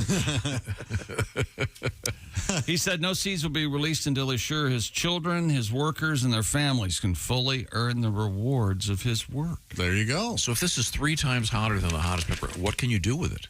Not. If you eat, didn't some kid just die eating a hot potato chip of some sort? Yes. Well, Tom, do you want to be noticed and be on social media? And one of the ways is to eat something really, really hot. Did you eat this right on the toilet? Boy, or right in the ER. I still don't. I'm not a fan of eating anything on the toilet. No, you're No, right. you're Should not right. be. Am I Yeah, right? You shouldn't be eating on the toilet. He's got a way of making it seem reasonable, whatever harebrained scheme he's got, and then I feel bad. Well, I should have a hoagie on this toilet. Well, that reminds me, Pat, do you feel like doing a spontaneous song? I dare you. You got your guitar out there? I got 2. Okay, we'll get up the one that's in tune. They're all in tune. Okay, very good. We've got your favorite one out. And then Play both of them at the same time. this isn't you. There's a song that mentions the Blumpkin. Play one with your foot. It's very appropriate right now. Daddy could play it with that's a piano song. both his feet. That's right. He could play guitar with his foot and then the slide whistle with his other foot. It's amazing. You don't want to know how he played the harmonica. He used to do it with his butt. No. He'd wrap his pecker around it. And yeah, like an elephant trunk. He could expel air through that hole. Don't use the C sharp. That was up the butt. Find your piano in there. Who is that in there? Piano? Huh? Who's in there? Oh, there he is. Me. Not for this song. Are you thinking the one that has Blumpkin in it? Yeah. That's Pumpkin Spice by Pat Godwin. Yes, it is a Pat Godwin song. I thought it was Pumpkin Spice by Frank Sinatra. It could be. July's got the sunshine. Yeah. April has the showers. There we go. January's got the snow. Oh, and May brings all the flowers. Oh, November's got the turkey. Oh, December's got cries. Oh, but October's got the pumpkin spice. Bring it home. Come on, baby. Pumpkin spice, yeah, pumpkin spice. Oh, a little in my latte, oh, would sure be nice. But keep it out of my shampoo. Can I give you some advice? Go easy on the pumpkin spice. Testify, Patty, testify. I like it in a candle. Well, don't mind it in my tea. But I love it in hooch. Christy Lee, it's bad for me. Oh. I'm going out of my gourd. Headed to rehab at Betty Ford. Cause I'm drinking whiskey with the pumpkin spice. I'm addicted to this stuff, everybody now. Pumpkin spice, hey, pumpkin spice. Put it in your Madam You'll make your dookie smell nice.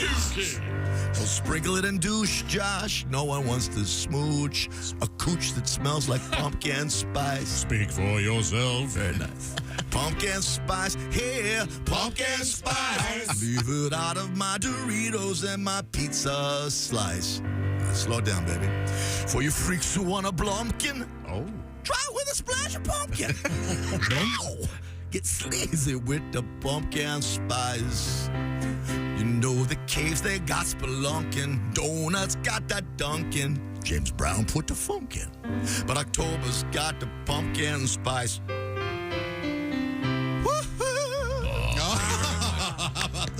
Thank you, Snatch Mo. Now, we were talking about how years ago you picked up on this, Pat, that there was pumpkin spice and everything. I don't know if you remember this story. The Dude Wipes guys came out with, of course, their famous flushable wet wipes. Now, they say flushable. Talk to your plumber. But they brought out Dumpkin Spice, which are quite literally pumpkin spice-scented wet wipes for the behind. Their motto, feel the flavor of fall with seasonal wet wipes that feature a mix of cloves, nutmeg, and other fall scents. How about that? Wow. Do you keep those at your house, Christy? No. Okay. Do you burn your leaves this time of year? No. It's illegal where I live. The answer Well, It's illegal where you live, too, I bet. I'll ask the question again. Do you burn your leaves? No. Yeah, no kidding. If it's illegal where we live, tell every one of my neighbors. Yeah. Same here. Oh, really? I'm in an apartment complex. Pat, please go out and burn leaves in your front, right outside your balcony. Put your leaves in your flower bed. It's good mulch and then has larvae for the fireflies. I mulch mine. We were talking about wiping your buns with pumpkin spice, and you guys were talking about something as You ever boring wipe as your this. ass with a leaf? Nope. From a fallen Absolutely. tree? Oh, yeah, me too. What? Yeah, when I was a kid, sure. You want to use the big ones, by the way. You had to. I used the ivy, the poison And, ivy. by the way, the pine cones, bad idea. Well, you can use the smaller leaves, but you just have to use more of them. It just makes For fine detailing, use a pine needle. Coming up, Get some nooks and crannies. we have a couple great guests, so they probably are not going to come. Stay out of the woods is what I'd say. A couple quick things. We've got comedian Sam Miller going to join us. He's great. He is going to be doing a bunch of gigs. We'll talk about that. Also, Sumo coming up. Kostaki Economopoulos with our NFL report. Sumo wrestlers in the news. It's all going to happen right here. This is the Bob and Tom Show. For a complete copy of the Bob and Tom Show contest rules, go to bobandtom.com/contest-rules. Or just scroll down to the bottom of the page and see contest rules. This is the Bob and Tom Show.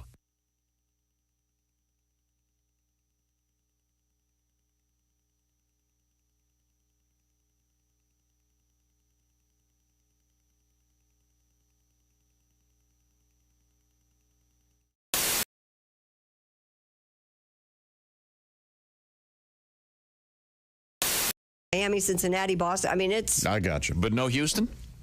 no Houston, not according to this. Hello there, Houston. Hello there, Houston. Whatever. But he wants me to stop this. Don't do that. That's irritating. Don't ever make that noise again. I can't make Houston all their noise. If you make that noise. No, yeah. Stop slide whistling. People can't hear Houston and hello there. Hatbox.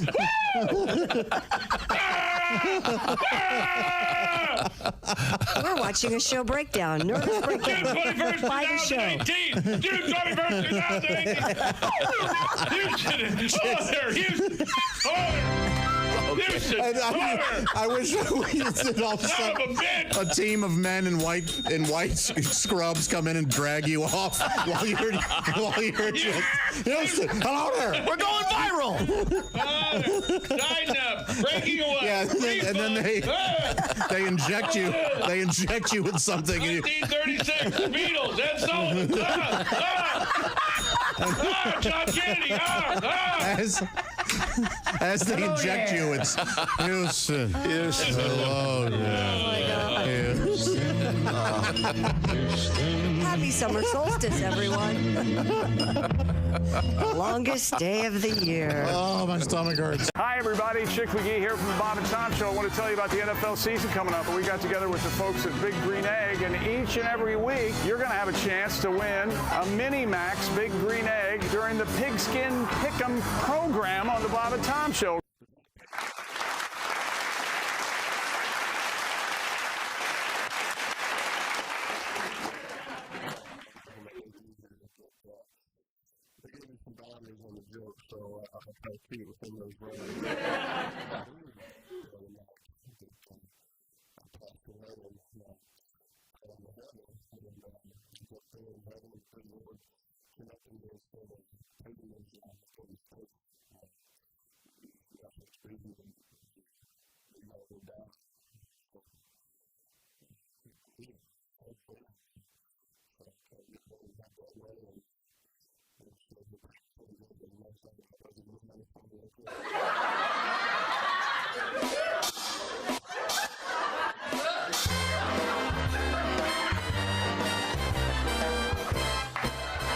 There is that fear for me of doing the person and them not liking it. You know, it's a very real possibility. Like, for example, recently I started doing the voice of a British action star, Jason Statham. Oh, that guy. My man crush. I love Terrific, that guy. right? Bank job. Oh, So my fear is, though, because I didn't know whether to do him in the stand-up special that I mentioned is coming on in Showtime in the summer. So I struggle with doing it because I am afraid to do his voice and then get a call from him in the middle of the night. Do you know who I am? Do you know who I am? Why don't I tell you, mate? I'm the bloke who's going to rip you into little pieces. Then I'm going to swallow those pieces before you die. And even though that doesn't make sense, I don't want that call. No, I don't blame you. So fantastic. I love that guy, too. Oh, he's great. That's Kevin Pollak. Bob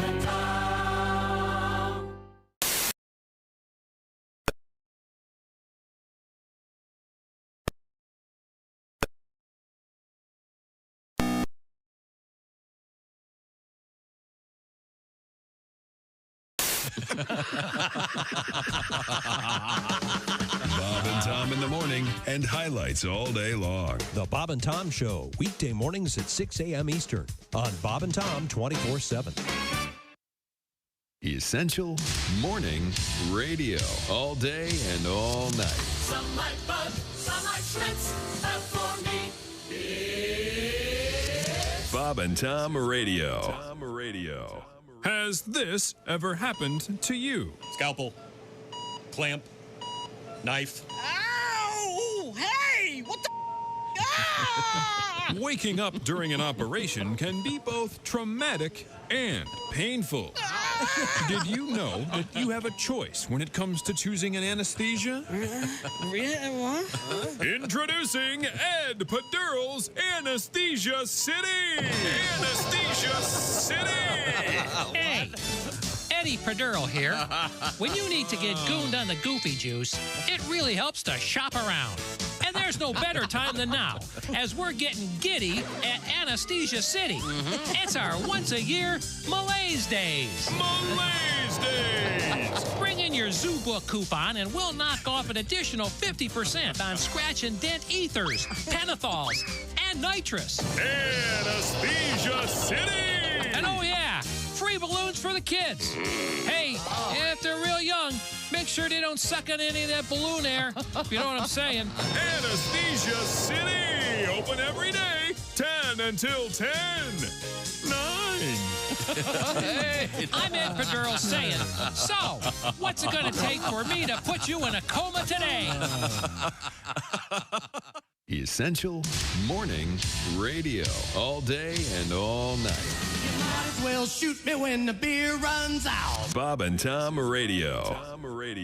Jimmy Schubert is our guest. I'll tell you something happened to me the other day. I was in this diner getting breakfast, and I'm looking at the menu, and I get this thing on the menu called a protein scramble, and I'm looking at it, and basically it's an egg omelet with chicken meat in it. Which is wrong. I mean, you don't take the eggs out of the chicken and then cook the chicken and put it in the eggs. Okay, that's too much chicken. I don't know who's back there cooking some kind of poultry serial killer, some barnyard strangler. That's an omelet that spans 2 generations. That's wrong. That's not breakfast, that's a vendetta. You know, that's like taking your hamburger and dipping it into your milk. You don't do it. It's not kosher. You got to separate some things, you know what I mean? Hi, this is Dr. Will Miller. Welcome back to the Bob and Tom Show. Christy Lee at the news desk. Hi. Pat Godwin in the performance room. Hello. There's Josh Arnold. Hey, Chick. He's at the I Hate Steven Singer sidekick chair. There's Ace Cosby. Hey. I'm Chick McGee, and here's Tom Griswold. Thank you very much. Coming up, comedian Sam Miller. You're welcome. Also, right now, your shot at winning the Big Green Egg Mini Max. We're going to clean the slate. We'll announce the winner of Week 6 in the NFL. But we have a brand new week, Week 7, up ahead. It begins Thursday evening.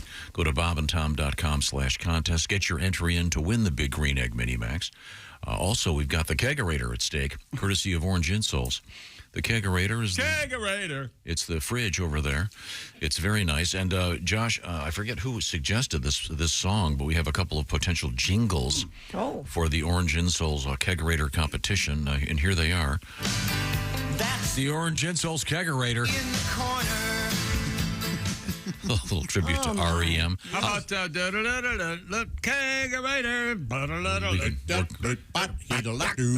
Get to work on that next. But first, we have this one. Stuff. Have you seen that Kegerator? in the corner?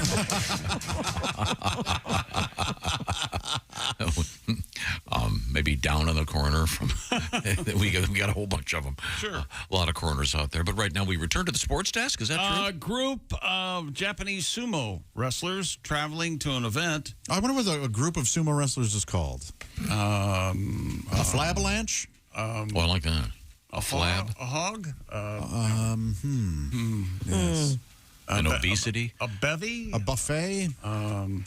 Anyway, a group of Japanese sumo wrestlers traveling to an event needed to be booked for a separate flight after they were deemed too heavy for the airplane. No.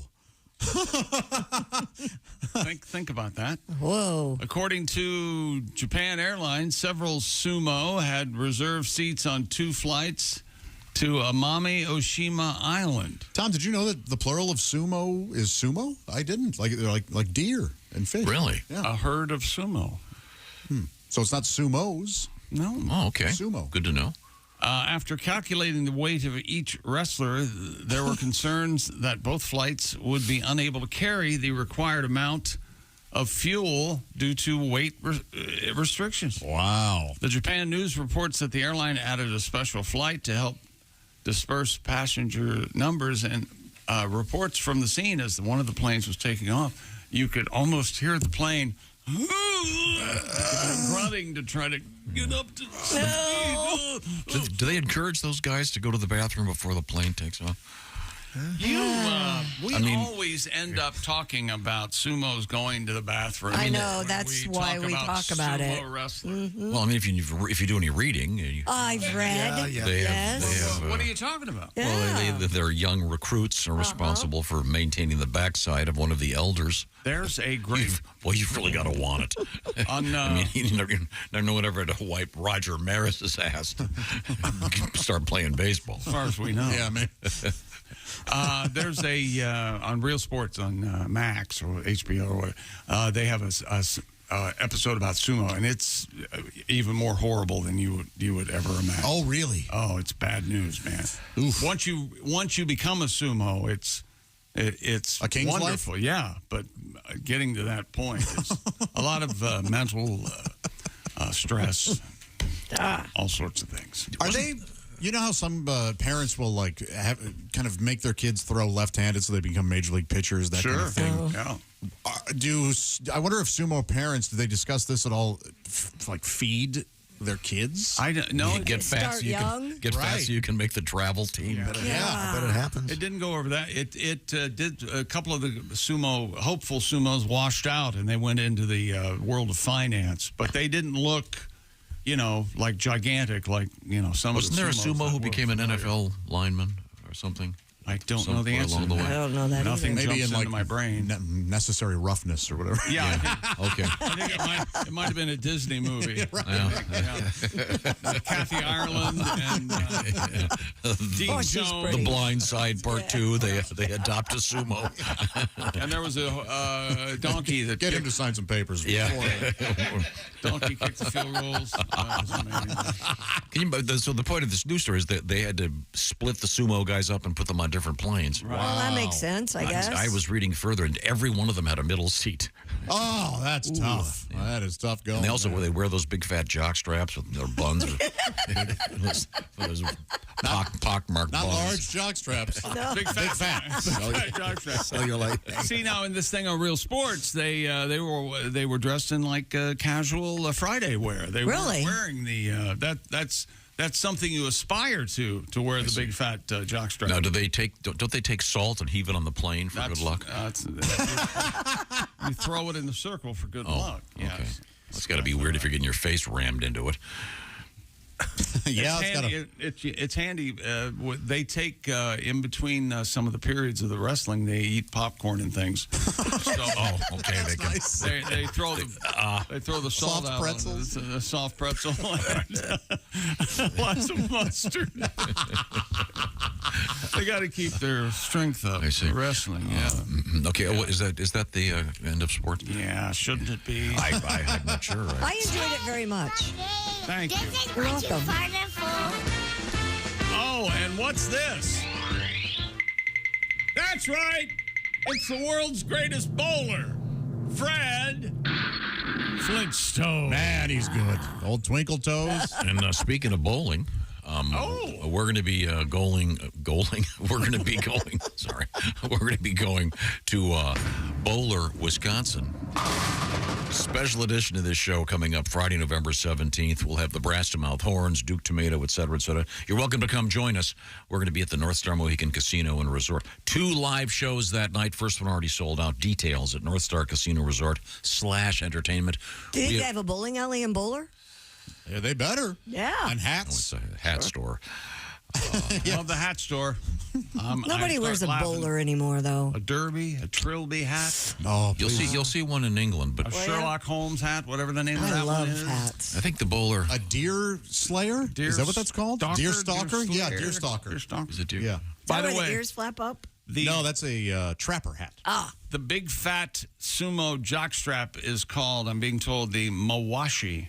M-A-W-A-S-H-I. Those guys Mawashi their own butt. Yeah. They got a guy has to do it for them. I think it comes out of the washing machine. They hold it up and go, Mo Washi. Skid marks. Mo Bleachy. Well, now we're all in trouble. Well, nobody said no ticky.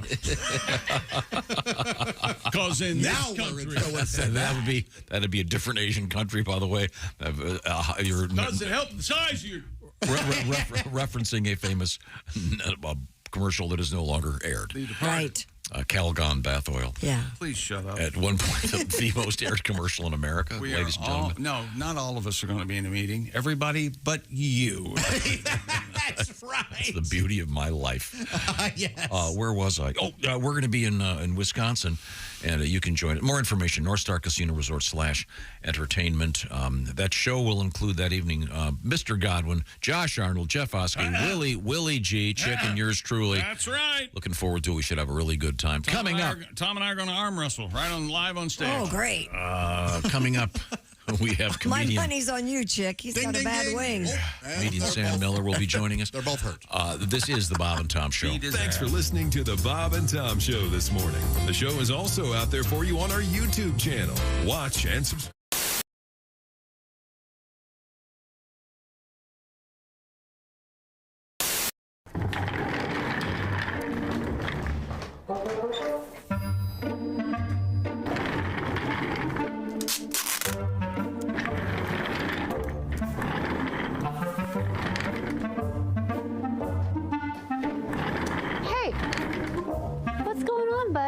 I don't feel like walking. I have lower back pain, some foot discomfort. So you're just rolling around? Yeah. There are better options. You need to try orange insoles. Orange insole? Yeah, check those out. Proper support for your feet. You're going to have arch support. It's got that deep heel cup. These do feel better. All right. Who needs you? Not me. Orange insoles will help you feel better and do more, guaranteed. Get your orange insoles today and step into a world of comfort. Did you get I mean this in kind of an way. I would imagine you probably had a lot of guy groupies, but not like in a traditional group. You know what I mean? In other words, dudes coming up to you. Rod McEwen. Guys who want to party with Rod, them? Yeah, there's a reason why they call him Rod. Rod waited for us in Hawaii. We were on our way to Australia, and Rod heard we were coming to, stopping in Hawaii. Mm-hmm. He waited. At the airport? He missed it. Yeah, at the airport. He missed his flight to meet us because he thought we were one of them. Oh, that's interesting. Because of the bits we did. Yeah. What I meant was, as Christy, in other words, you guys were like, clean it up now. I want to party with these guys. Party with these guys. I mean, I imagine that would kind of be a buzz. Kind of be a burden though after a while. Oh no, it was we just like, I don't think so, man. We got a lot of bits from these parties. We went to one party very early in our career. I think it was in Rochester. Yeah. And this one guy brought he was a blues collector, and he brought his famous, never heard before, Lightning Hopkins disc, and he had it on the turntable. And very carefully put the needle on there, and he sat down with his eyes closed, and some party guy ripped it out. Threw it on, put another record on. So that was cool. That one. Remember that one? That's where we got Earache My Eye from. Oh. Hey, that's my record, man.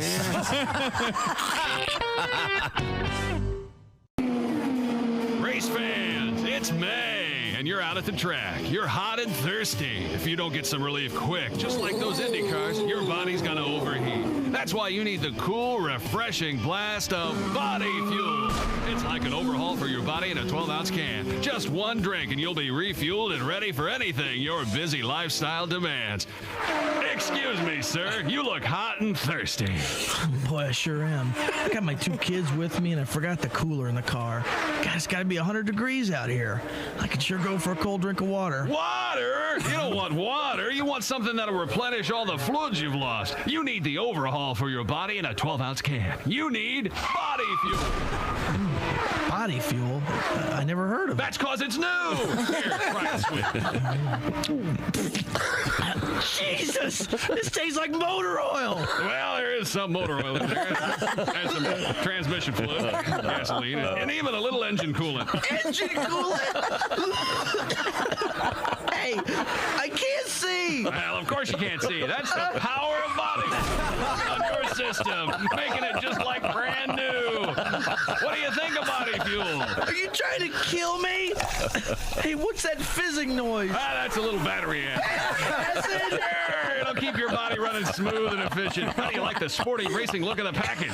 I can't see it. I can't see anything. Well, it's very sporty. Don't worry, preliminary testing shows that the blindness is only a temporary side effect. Anyway, how about that refreshing, cool, clear taste? Come here. I'm going to sue you bastards. Come here. Where are you? I can't see anything. Body fuel. When you're so thirsty you could die, try one of Body Fuel's 3 delicious flavors: original lemon lime, iced tea, or diesel. I can't feel my tongue. My gums are bleeding. My gums are bleeding. Body Fuel from the people who brought you Thirspiration Plus. It's the health drink for those on the run. Go out and pick up some Body Fuel today at a supermarket or auto parts store near you. Come here, you son of a bitch.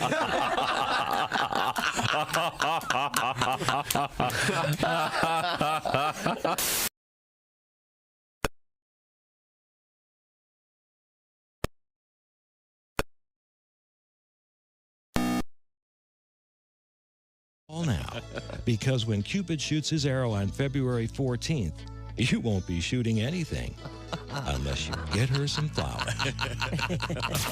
You're listening to Bob and Tom Radio. 24/7. 24/7.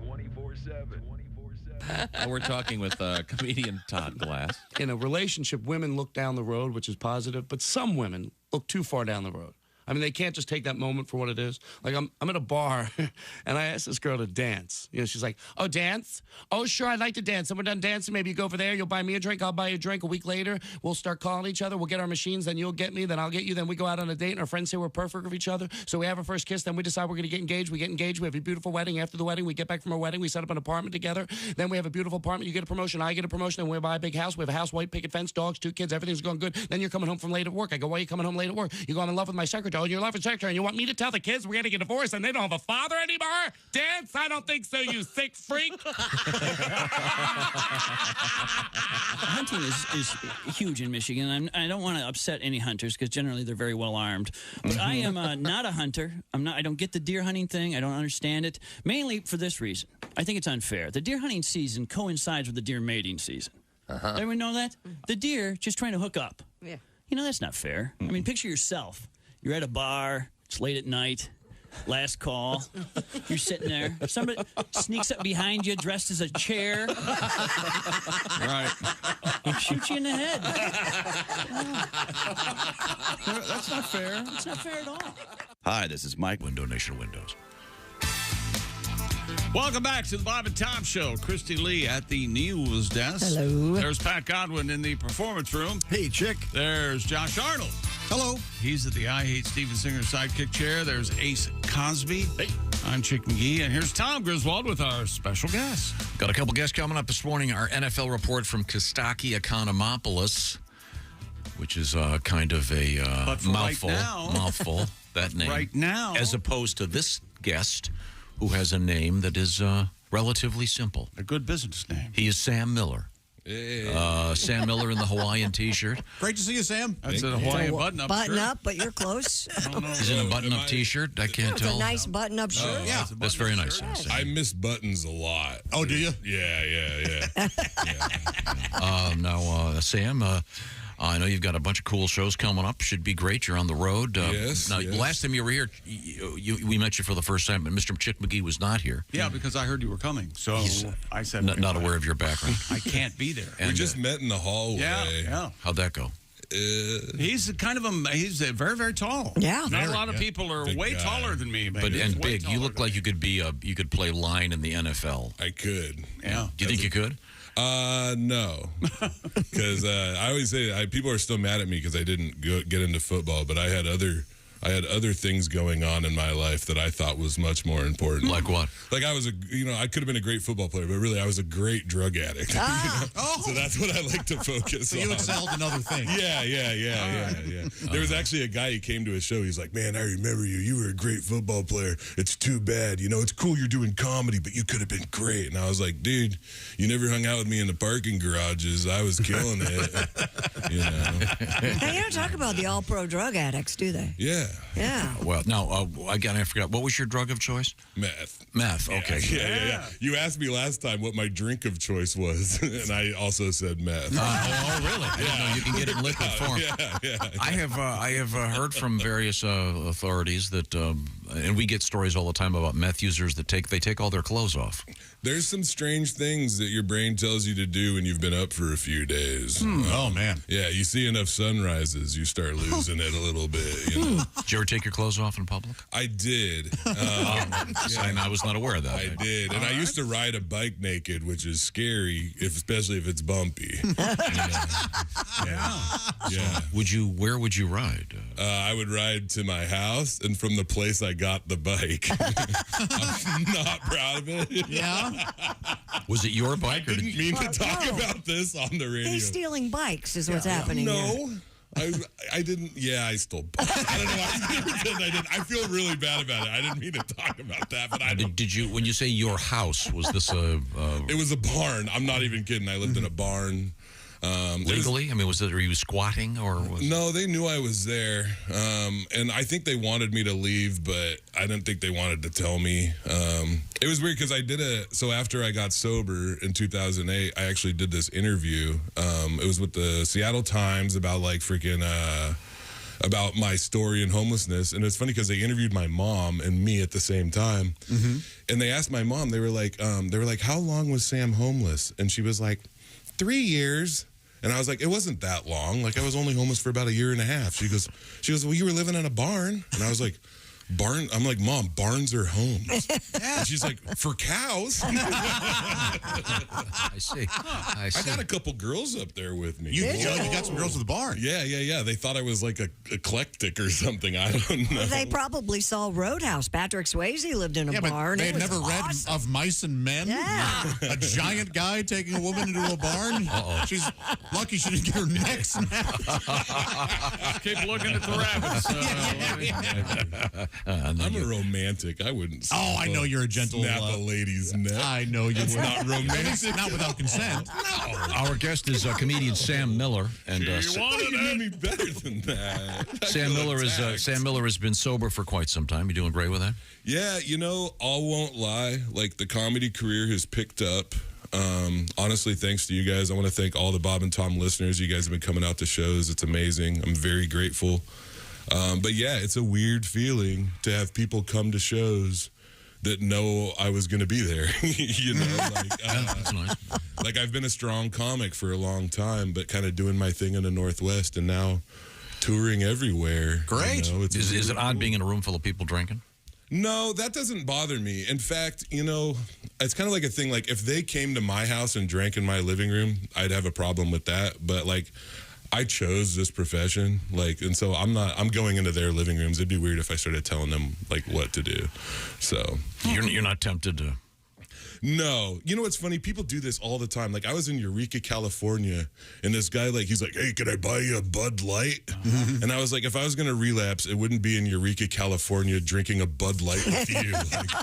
I have a plan if I relapse, and it is wild. I know I shouldn't, but it's going to be crazy. Yeah. Really? You've got that all set down? Yeah. It's going to be wild. Don't share it. I went to a spot in Indianapolis last night. Oh, yeah? This dude, he was like, let me get you a shot. You're like, he recognized me. He's like, let me get you a shot. And I'm like, dude, I'm definitely not going to. I love Indianapolis, but that's not a good town for me to relapse in. Oh, yeah? Yeah. It's too flat. I got to relapse on a mountain. Not sure what your logic is, but we hope you stay. So now you're I'm trying to remember, a married man, is that correct? Yeah. How's that going? Yeah. It's cool. My wife is big. That's what I like. I love big women. Always have. It's the best. How big? Do you mind if I ask?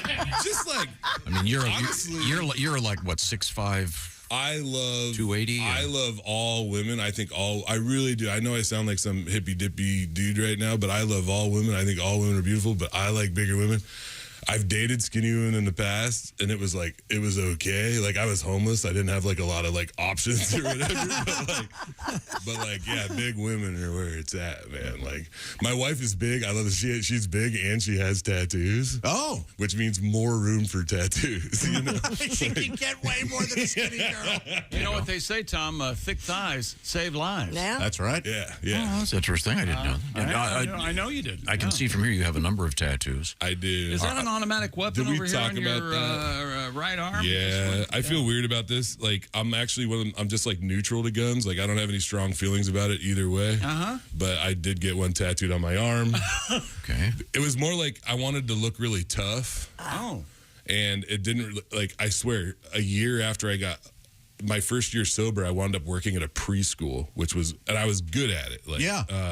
And I had to wear a sock on my arm, and I didn't feel that tough. Oh. Did you make it like a little puppet? That's a really good idea. I should have. Mr. Socko! Hi, boys and girls. Did you get any other... do you have any?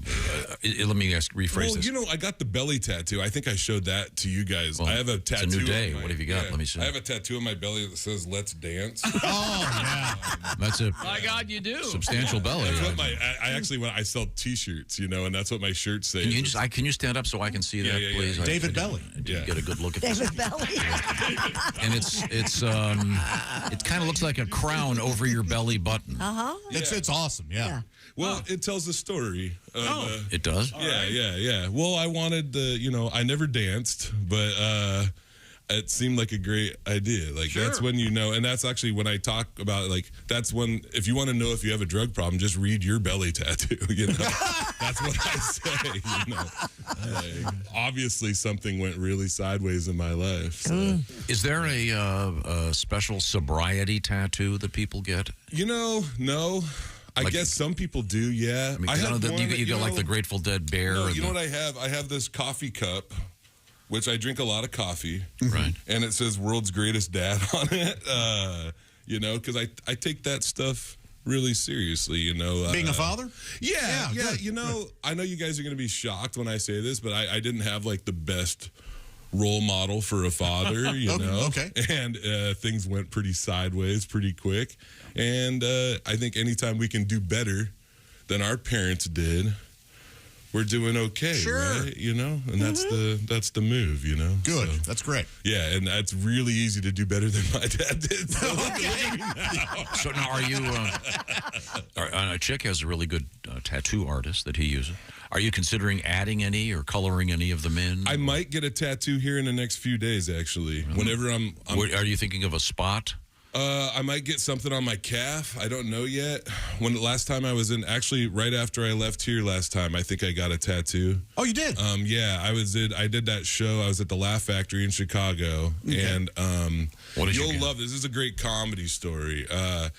I was supposed to do 10 minutes, right? And then the closer didn't show up. So we're going to put you at the end. Can you do 20? And they were down a cook. They didn't have enough cooks.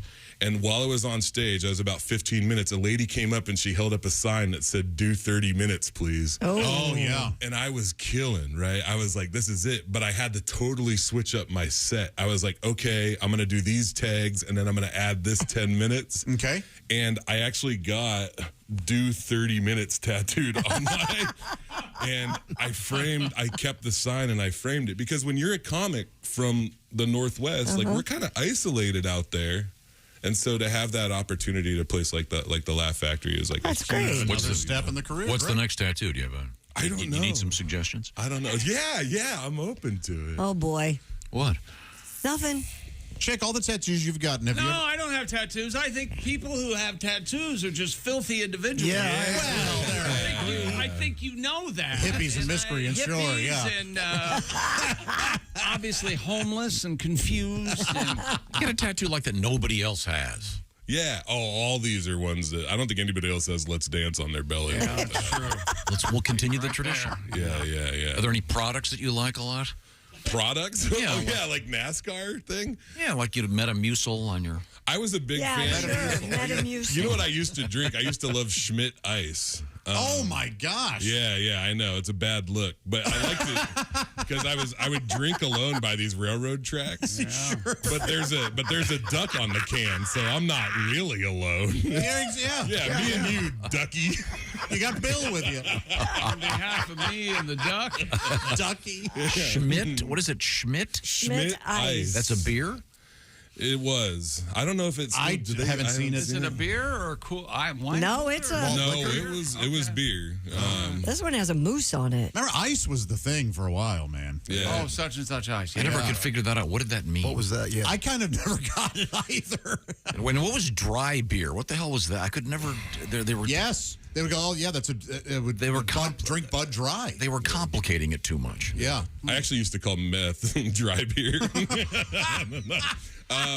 I talked a lot about meth last time, but really it was alcohol at the beginning and at the end were what like did me in. The bookends. Yeah, because it's like this thing where, like, you know, alcohol is very much more acceptable, obviously, than meth, but I can't do anything. It's sad. I got to be careful with Tylenol PM. I'm sure, man. Yeah. We'll get back to our guest. Our guest is Sam Miller. And Sam, among other things, he's got I know for sure he's got a gig coming up at the Madison Street Theater in Chicago coming up on Thursday, and then on Friday the Ravens Food and Spirits in Monticello, Illinois. Yeah, Friday and Saturday, and that guy's been great. I'm looking forward to that. Do they do a Monticello or a Monticello? Do we know? Probably Monticello. Yeah, I think it's Monticello. Okay, like celery. Yeah. Like cello. Also, I want to say, like, I have an album coming out, and it's been crazy right now. Like, I've never worked this hard at comedy in my life. And what's that like? I wouldn't know. It's different. I've just done We'll get to that coming up. A couple quick things. We do have Week 7 starting in the NFL. We're going to be coming back with Kostaki Economopoulos talking about that. I'll remind you right now, you can get in on the action at bobandtom.com/contest to win that Big Green Egg Mini Max. While you're there, look around for that orange insoles kegerator. We're giving one of those away, too. Right now, this portion of the Bob and Tom Show features Mr. Chick McGee. Simply Safe, the do-it-yourself, design-it-yourself home security system. And Simply Safe has a home monitoring innovation, 24/7 LiveGuard protection designed to help stop crime in real time. Now, if an intruder breaks into your home, Simply Safe's professional monitoring agents can actually see, speak to, and deter them through Simply Safe's new Smart Alarm wireless indoor camera, stopping them in their tracks. 24/7 LiveGuard protection is made possible by the new Smart Alarm wireless indoor camera available with the Fast Protect monitoring plan. It's the only indoor security camera that can trigger the alarm and instantly deter intruders with a built-in siren.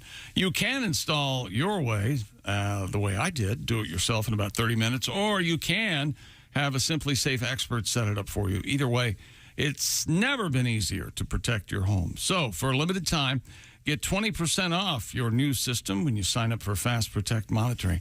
Visit simplysafetom.com. That's simplysafetom.com. Remember, there's no safe like Simply Safe. Coming up, comedian Sam Miller, comedian Kostaki Economopoulos, and how do you wash your jeans? Well, the CEO of Levi's has weighed in again.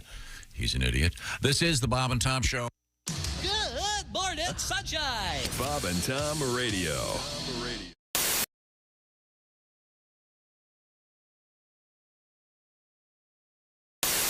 Of course, our house band today, the Black Moods.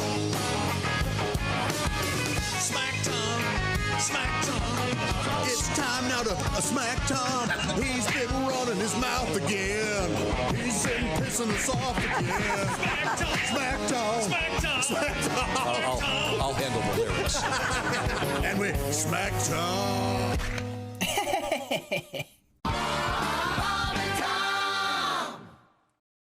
Your earliest impressions were, of course, of your teachers at school. Yeah, I used to do. Can you do like Mr. Hallenack for us or whatever? It was Mr. Christensen was the he was the U.S. history teacher, and I knew nothing. He'd always send me to the map because he knew I knew nothing about any of it. He goes, "We're going to go to our resident map expert, Mr. Caliendo. Can you show us where the United States is?" I'd point to blue. Sit down, Mr. Caliendo. Sit down. That's enough. He was also the basketball coach, so I just do him. We're going to shoot free throws. We're going to run laps. We're going to shoot more free throws. Free throws. Sit down, Mr. Caliendo. What was the first one you did that worked? An impression? Yeah. Or like a famous actor or I mean, it was Muppets. It was Muppets first, as you could tell by the incredible Miss Piggy. Yes. Did I lay down you earlier? Amazing. Let's see. I would watch In Living Color. I would watch, these are things I couldn't really use in my act because they were people's characters from sketches, but like the Damon Wayans bum character that. My name is Anton. I'm a victim of society. I'm an entertainer. Love Anton. Yeah. He'd have the pickle in the jar. Yeah. Excuse me, can I sing you a song? Could you do Fire Marshal Bill? Let me show you something. Let's say there's a problem. Yeah, because that was like people doing the character, so you could jump on and do those characters, which is what a lot of people do that with impressions now. They just watch other people. I've heard Kevin Pollak. I don't know if Kevin Pollak might have been the first person to say this, but I see the same thing he does.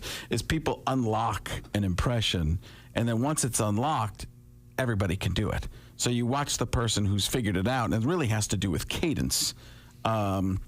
With I've talked about this before, but with Barack Obama, he would talk slow at the beginning and speed up at the end. So you could always figure how many William Shatners have you heard? How many a high Christopher Walken, low in the middle? You know who it is because they all ignore punctuation. You know, so it's if you can get the cadence down, you don't even have to have the pitch. So. I'm probably not answering the question anymore, but Muppets were the first thing I did, some cartoon kind of characters and stuff like that. Stuff I wouldn't even consider really impressions. But who's the hardest one to write for? Because sometimes if you have the voice, there's some impressions you see them and you go, boy, that's dead on, and you go, but there's no content. I've had a Billy Crystal forever. But I had no idea what I would even do with it. It's one of those voices that just, he doesn't do much. Yeah. Sully, you know. Yeah. Hey, let's go. So come on, guys. We're going to go over here. It's just one of those things. But here it works. And Robert Downey Jr.'s one that I'm sure I've done that too for you. But he's the human Twitter feed. He talks in little phrases and everything's about himself. He could be giving out an Academy Award, which is supposed to be about the nominees. But it would turn it back to him like, these people deserve your applause almost as much as I do. # awesome. So he's like, do me a favor. You're doing great right now for you. You know, he can insult you and be positive. Backhanded compliment for everything. Chick, you do a great job sitting there doing nothing. Appreciate it. Why don't you do me a favor and text yourself? Thank you.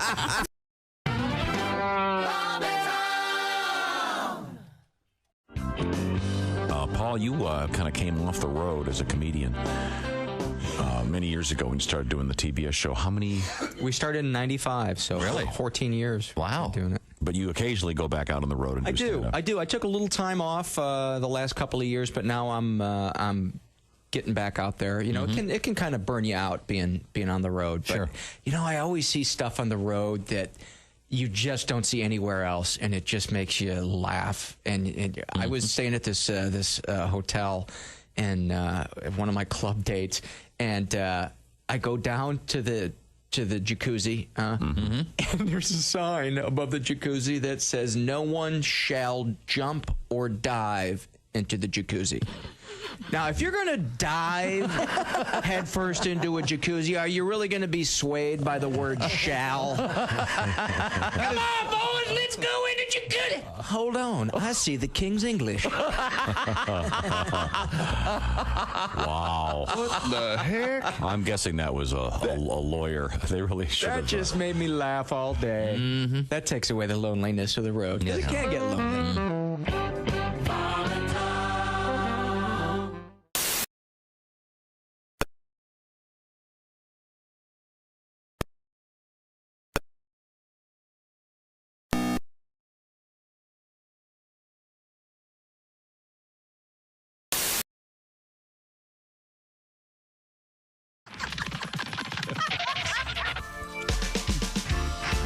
Welcome back to the Bob and Tom Show. Christy Lee at the news desk. Hi. Pat Godwin's over there in the performance room. Hello, chick. There's Josh Arnold at the I Hate Steven Singer sidekick chair. Thank you, Chick. Steven Singer Jewelers, proving how worthless lab-grown diamonds are by giving away a free 1-carat lab diamond with every engagement ring purchase while supplies last. Purchase necessary. Visit IHateStevenSinger.com for more details. There's Ace Cosby. Hey. I'm Chick McGee, and here's Tom Griswold. We've got a couple special guests now. We certainly do. We're joined in the studio by the big guy. He is comedian Sam Miller. I mentioned his large size because he is a man of a certain size. How tall are you? I am 6'6". That's tall. 6'6". Yeah, about 360 pounds.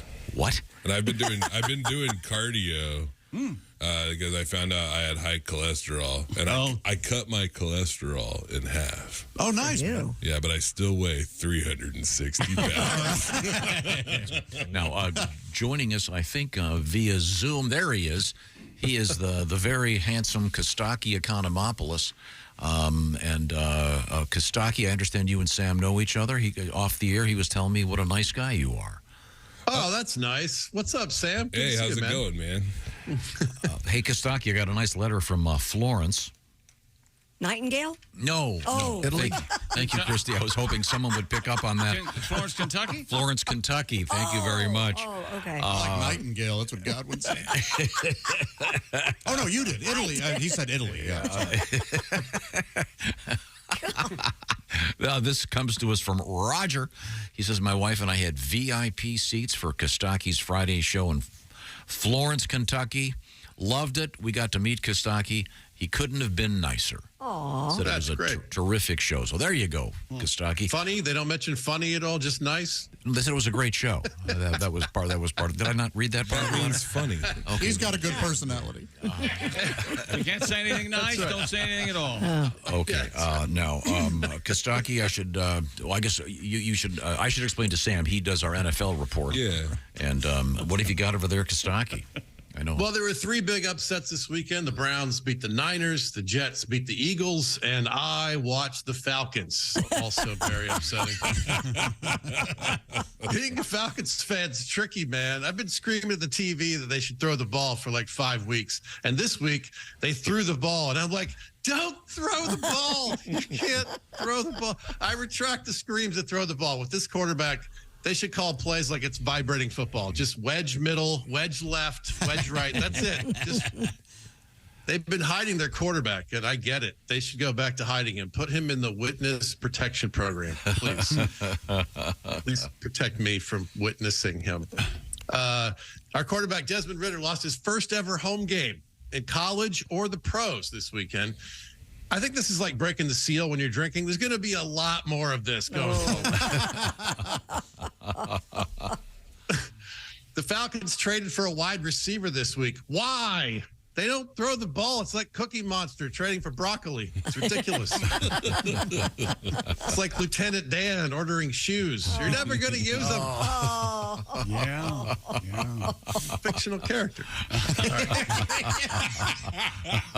team in the NFC South lost. The South got more wins in the Civil War. It's brutal. NFC South's only chance is if they gerrymander the playoff structure. The Panthers are 0-6. Carolina's announced their plans to turn their stadium into a Spirit Halloween store. Yay. Bravo. That makes You might almost remember too much. before the season. That makes too much sense. Oh, Kostaki, I think I may have seen a Halloween store bigger than a stadium a couple days. It's ridiculous. Yeah, those things, man, they must be doing good business. They seem to keep growing. It's crazy. Well, have you been in one? I should know this. The costumes can be a little pricey. Yeah, right. Yeah, that's right. How many have you purchased already? Well, I think we're going to be doing a Here we go. A family theme? No. Wednesday from the Addams Family. Sure. Well, don't you have like you have 3 or 4 different costumes per kid? Yeah, right. Well, they've got the one at school, and they've got there are a number of them. Well, I thought they had a wardrobe change when they're trick or treating as well. I know they do. Don't try to deny it. But they get so much joy from of it. course I they do. love it. I couldn't be happier for Yeah, them. Halloween's great with kids. Oh, it's the best. Halloween and Christmas is all. The kids make it so much more fun. Yeah, it's terrific. And I do love those giant Halloween stores. It is funny, though, because they keep getting bigger. They do get bigger. You know the one I'm talking about? I know what you're talking about. It is huge. I think it used to be like you said, an indoor football stadium. The one by my house used to be a Bed Bath & Beyond, so that's how big it is. Well, It's don't they- huge. Yeah, they go to where the store's left. Yeah. Don't they just switch over from fireworks to Halloween costumes? Pretty and much. Back and forth, yeah. Depending on the fireworks laws. I see. Kostaki, would you like to mention who your team lost to? Oh yeah, congratulations, Chick. Your questionable team beat my iffy team. I was having lunch with Fair Chick, enough. and he looks at his watch. He goes, "My team's going to start losing in 35 minutes. We better cut this short." I was very realistic. Somebody had to win that game. I can't miss any of the losing. I got to get back to the compound. Conversely, I was very excited about watching a certain team, and it didn't go well for me either. You think they re-sign a guy? They let Yeah, I him think run when you re-sign one of the best runners in the NFL, don't bother having him Yeah. take the ball. Yeah, that was pretty fun. What the hell Yeah, was that? that's right. What the hell was that? team? And now it looks like Anthony Richardson might be done for the year. They're debating and discussing and like 5 opinions about the thing. Shut him down. Tough news for the Falcons as well. Our quarterback, totally available. Very bad news. Jamar Chase has a 7-Eleven necklace because he's always open. The Panthers should get a Chick-fil-A necklace because they don't work on Sundays.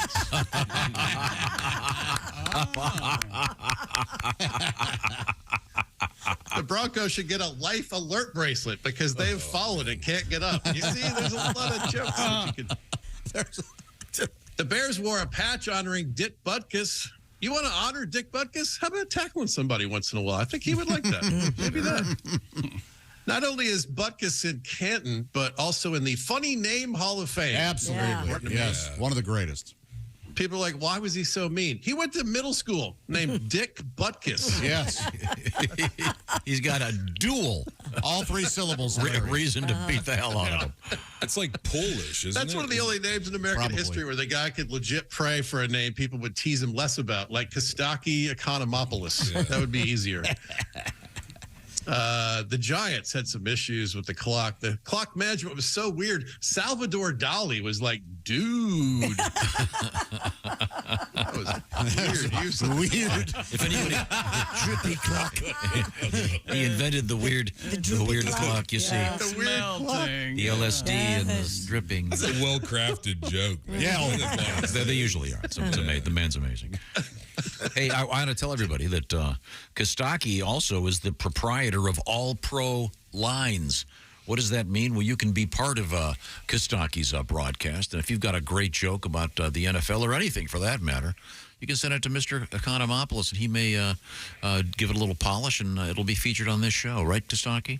That's right. Yeah, usually it was tags. I try to write a decent joke to get us started, and then we tag it. And there's a lot. We do caption contests. It's fun. Come join us, All Pro Line. It's just football jokes. It's great. No, I never asked you this. Did you play football? No, not really. I mean, I played in the backyard, and I had a little brother who was 6 years younger, and he would come play with us once in a while, and we would let him play but not count the down. You know what I mean? And we would hand him the ball and pick him up, and his little feet would still be moving. We did that stuff. I loved playing football in the yard, but I never played beyond that. Now, did you hear Mr. McGee told me that apparently in the Olympics, not the Paris Games, but the next one. Oh, yeah, L.A. in 2028. They're going to have what? Flag football. That's crazy to me. I saw that last night. And Flag football. Tyreek Hill wants to win a gold medal. And so does Chad Johnson wants to come out of retirement and get Ocho Cinco? Oh, yeah. I bet these guys do. Yeah. Terrell Owens is available. There's a bunch of these guys that are going to show up. Yeah. Did Ocho did he change his name back to Chad Johnson? I think I think he went back to Chad Johnson. I thought. I don't know. You don't change brands. How many times do I have to tell you? I don't think Muammar Gaddafi died a colonel. He could have made himself a general, but he said no. Everyone knows me as Colonel Gaddafi. Got a good thing going. Yeah, what am I doing here? You don't go all new Coke. Yeah. And the That's point your I was branding making example, is Muammar long Gaddafi. gone. I'm sorry, you're making a point? No, I wasn't. I think it's selfish of the United States to put flag football in there. Why? Because they don't play it anywhere else in the world. It's dumb. No, actually, flag football is a lot more popular in other countries than it is here. Well, it's dumb. It's unfair. Is that right? We don't need football. We've already got football. We don't need it in the Olympics. I saw that in a commercial that the NFL did that flag football is very popular worldwide. Really? But I don't know what. Well, we have basketball. We have basketball in the Olympics. The basketball, if you looked at the NBA lately, most of the players are from Europe. That's a global game. All right. I'm just saying. We don't need new Olympic sports. The Kostaki, they've added break dancing. That's What? rad. Seriously. That's an Olympic sport? Yep, it is in Paris. Yeah, Tom is all upset about No, it's it. just dumb. I mean, breakdancing is great. It's very artistic, and I'm sure it's very athletic, but we don't need it in the Olympics. Let's go back to nude wrestling. We don't need the Olympics anymore. I don't know why you get so excited and or upset about anything that happens with the Olympics. Because, Josh, the Olympics demonstrate that that countries can get along. Not really. Lately. They're kind of a joke. Here's the thing. If you would listen to us, don't even recognize the Olympics, stop going to movies, and your irritation and stress would go down 70%. Easily. You hate movies, yet you continue to go. Yeah. A couple good ones. Hey, Kostaki, you have a... The Olympics suck. They're so boring. What? No, they are. I look, a lot of people agree with me on this. It's crazy boring. Then don't watch them. I don't. All right. But I have to come in here and listen about them. Sucks. Some of the events are. I like bobsledding. You know what Olympic Gymnastics. she likes? Gymnastics. Yeah. And the balls and the ribbons. And Rhythmic gymnastics. That's a little different. See, I want to have weight classes. I like that too. but I Kostaki, like here's my idea. Why not train dogs in the Olympics with the gymnastics? geez. Then you got something. Kostaki, how about this? Weight classes in gymnastics. I mean, can you see our guest Sam Miller? Finally, Thank you. I feel so seen right now. He gets on the beam and it breaks. Yeah. No, you go. Oh, look at that beam bending. All right. They won't do that because they're bored. I'm pretty sure I can do a cartwhil. And then I'll start with that, and then I'll be like, all right, what do I learn next? Now, Kostaki, I think we've interrupted the flow. I wanted to ask you something. Whoa. You being the father that you are, have you been to the Taylor Swift movie yet? No, but I did watch the documentary, the prior one, with my daughter, which was really good. I've actually the Taylor Swift movie is great. It is really well done. Cool. Really well done. There's no nudity. I'll tell you right now. And she was here a week ago. There were 4 helicopters above my place because she was at the mall nearby. Oh, God. And we went over there just to kind of see the ruckus, but they blocked off the whole block was closed. It was crazy. And there's no plot, right? There's no murder mystery or anything. Zero. Yeah. Just song after song. Just hit after hit. Yeah. Have fun, and they want you to dance. You'll like it, Kostaki. People have had to have died at Taylor Swift shows. It's a law of averages. There's so many people. There are so many. So many diseases. Do the math. When you're right, you're right. I'm sorry, Kostaki, we need to wrap it up. Do you have a closer that you think is going to be... Kostaki, you're in trouble. Yeah. Kostaki just sitting there. I'm sorry. The Patriots suck, and that's fun. We can all jump on board and enjoy that, right? Sure. I looked it up. Belichick is a Croatian word for schadenfreude, which a lot of people didn't know that. I had no idea. Schadenfreude has been detected in children as young as 24 months, I saw when I looked up the spelling. That's amazing. I think those are Belichick's friends when he laughed and fell down and ate paste and whatever. I don't think that's the closer. Let me try again. Been there. Tyreek Hill got a penalty this weekend for using a phone in a celebration. I like the idea of paying a fine for using props. I'm looking at you, Carrot Top. Pay us money. Okay. Carrot Top, hilarious. I find Carrot Top's humor very good. I'm a big fan. He's really good, actually. He is good. Yeah, he's good. I think he's terrific. Okay, also Kostaki. Appearance. Kostaki, it looks to me like you're going to be at the Bazinga Classic Pub in Janesville, Wisconsin, Thursday, November 9th. It's called Love that gig. Bazingas. Bazinga. It's called Bazinga. That's the name of it on the paper here. I've heard great things about that. Zowie. And then November 10th, Friday, you're going to be at the Time Community Theater in Oshkosh. Time! And then you want to see everybody sing, Kostaki? Yes. I promise it's going to happen. Okay. Because Saturday, November 11th in Eau Claire, Wisconsin, Kostaki's going to be playing at the Brick House. At the Brick. Oh, yeah. House. Funny. You see Kostaki. Let it all hang out. Well, he won't be letting it hang out. That'd be get arrested, for God's sake. I'm available. Okay. Hey, thanks, Kostaki. Great stuff. Thanks, if you want to guys. get in touch with him, once again, it's All Pro Lines on a social media platform near you. Thank you very much. Now, it is the season for great food, and that's there's no exception when it comes to food, when it comes to steaks, and our man is right over there. Oh, fall is in the air. They call him the Steak Man. Yeah, I like being Steak Man. Yeah. Steak Man.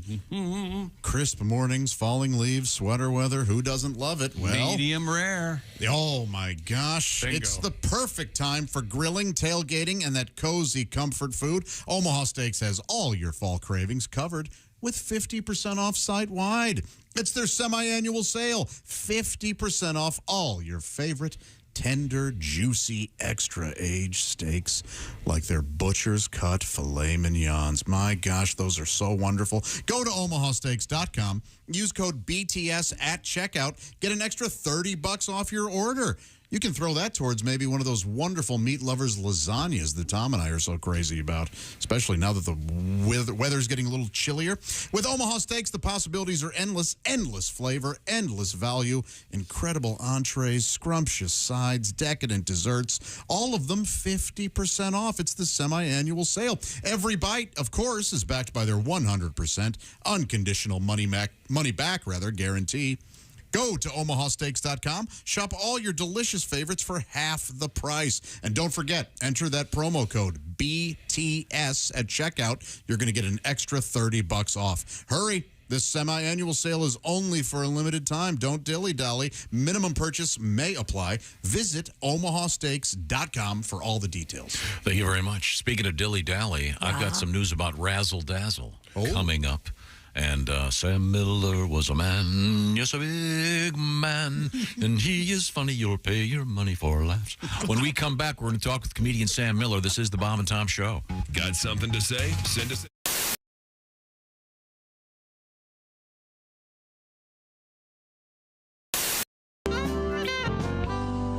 And you're strapping on a guitar. Now, what are you going to play your new one here?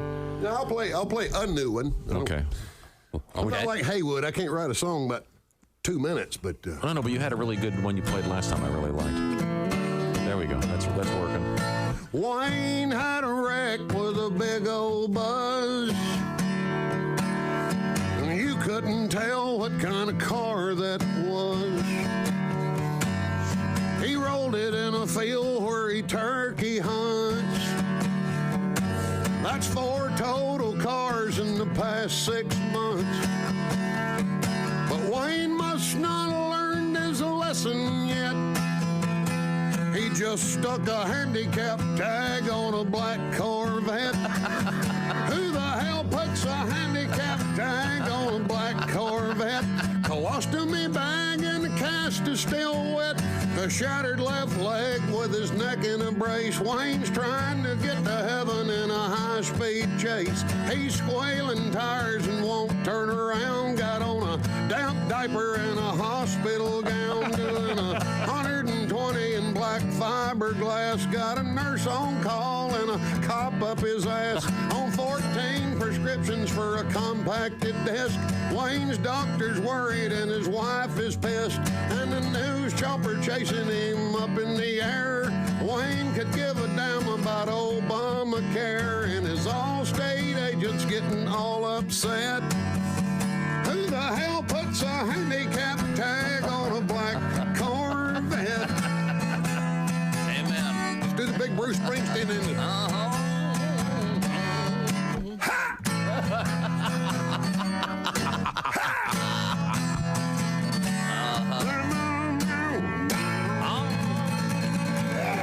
Jim Wilson.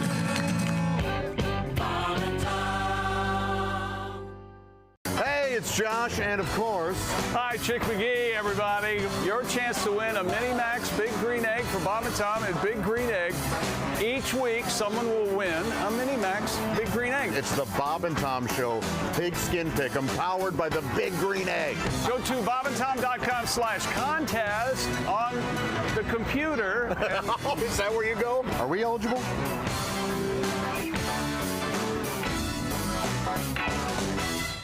Now, when you first got out of the Marines, didn't you have to be an usher like at your sister's wedding or something? What was that story? Right, when you come out of boot, first of all, let me just say I was engaged once, and the girl kept the ring. Oh, no. That was 2 hours of salary gone. All right. No. When you come out of boot camp, you're ready for anything. I mean, you know what I mean? Outstanding. That's the attitude. Outstanding. That's the Marine Corps. When I came out of boot camp, my sister got married. She had me seat the people at her wedding. They'd come walking up to me in front of the church like, oh, you must be Patricia's brother. Sit down. Shut your pie hole. I don't want to be your friend. 200 people showed up and put them all in the same row. Tighten it up. We don't have all day. We are totally uncomfortable. Outstanding. Shut your cake, hole, or pie. What do you eat, cake or pie? Oh, my God. Comedian Greg Hunt. Why can't we have single vows? How about some single vows? Single vows? I vow to be single? How would that work? Vows, do you promise to sit all by yourself in your quiet apartment with your frozen dinner and your stupid pet fish? Yeah! Never have a ride to or from the airport? Yeah! Sign me up! Parked at lot 88Z, schlepping your stuff. But I want to clarify for Christy, because I know Christy's a big Catholic, and I grew up Catholic. I was an altar boy as a kid, and I think Jesus is a great role model, but I think he's kind of like the popular guy in high school where everyone says they're his friend, but he wouldn't name you as one of his best friends. Like if you asked him who his best friends were, he'd be like Gandhi, Martin Luther King Jr., Matt Damon. And you'd be like, what about Mike Birbiglia? He'd be like, I feel like I'd recognize his face if I saw him, but the name doesn't ring a bell. Jesus has a lot of Twitter followers. He does. Actually. Absolutely. Oh God. You know what? Let me tell you something. I'm gonna have a wedding agreement I'm putting together right now. I've been writing it over here. The girl's gonna have to sign this before I get married. Okay. Number one, at no time will your rear end be wider than your shoulders. Okay. Number two, your eyebrows will number 2. Normal size, not super skinny or painted on, thus reflecting mental illness. It's all making good sense so far. So far, keep going, We will have a dog for me to play with and for you to care for. Same with children. By the way, Greg is serious about that. We have had that conversation where you don't say that in joke form. No. You don't do your version where you've said to me, I want a girl to marry who we can get a dog and she'll take care of the dog when I go on the road. And that's one of your prerequisites. And pick me up at the airport in your SUV. You've had this conversation. Why limit it to an SUV? Why not a limo? Because you want to drive. Limo's a good idea, Bob. Good idea. I like limos.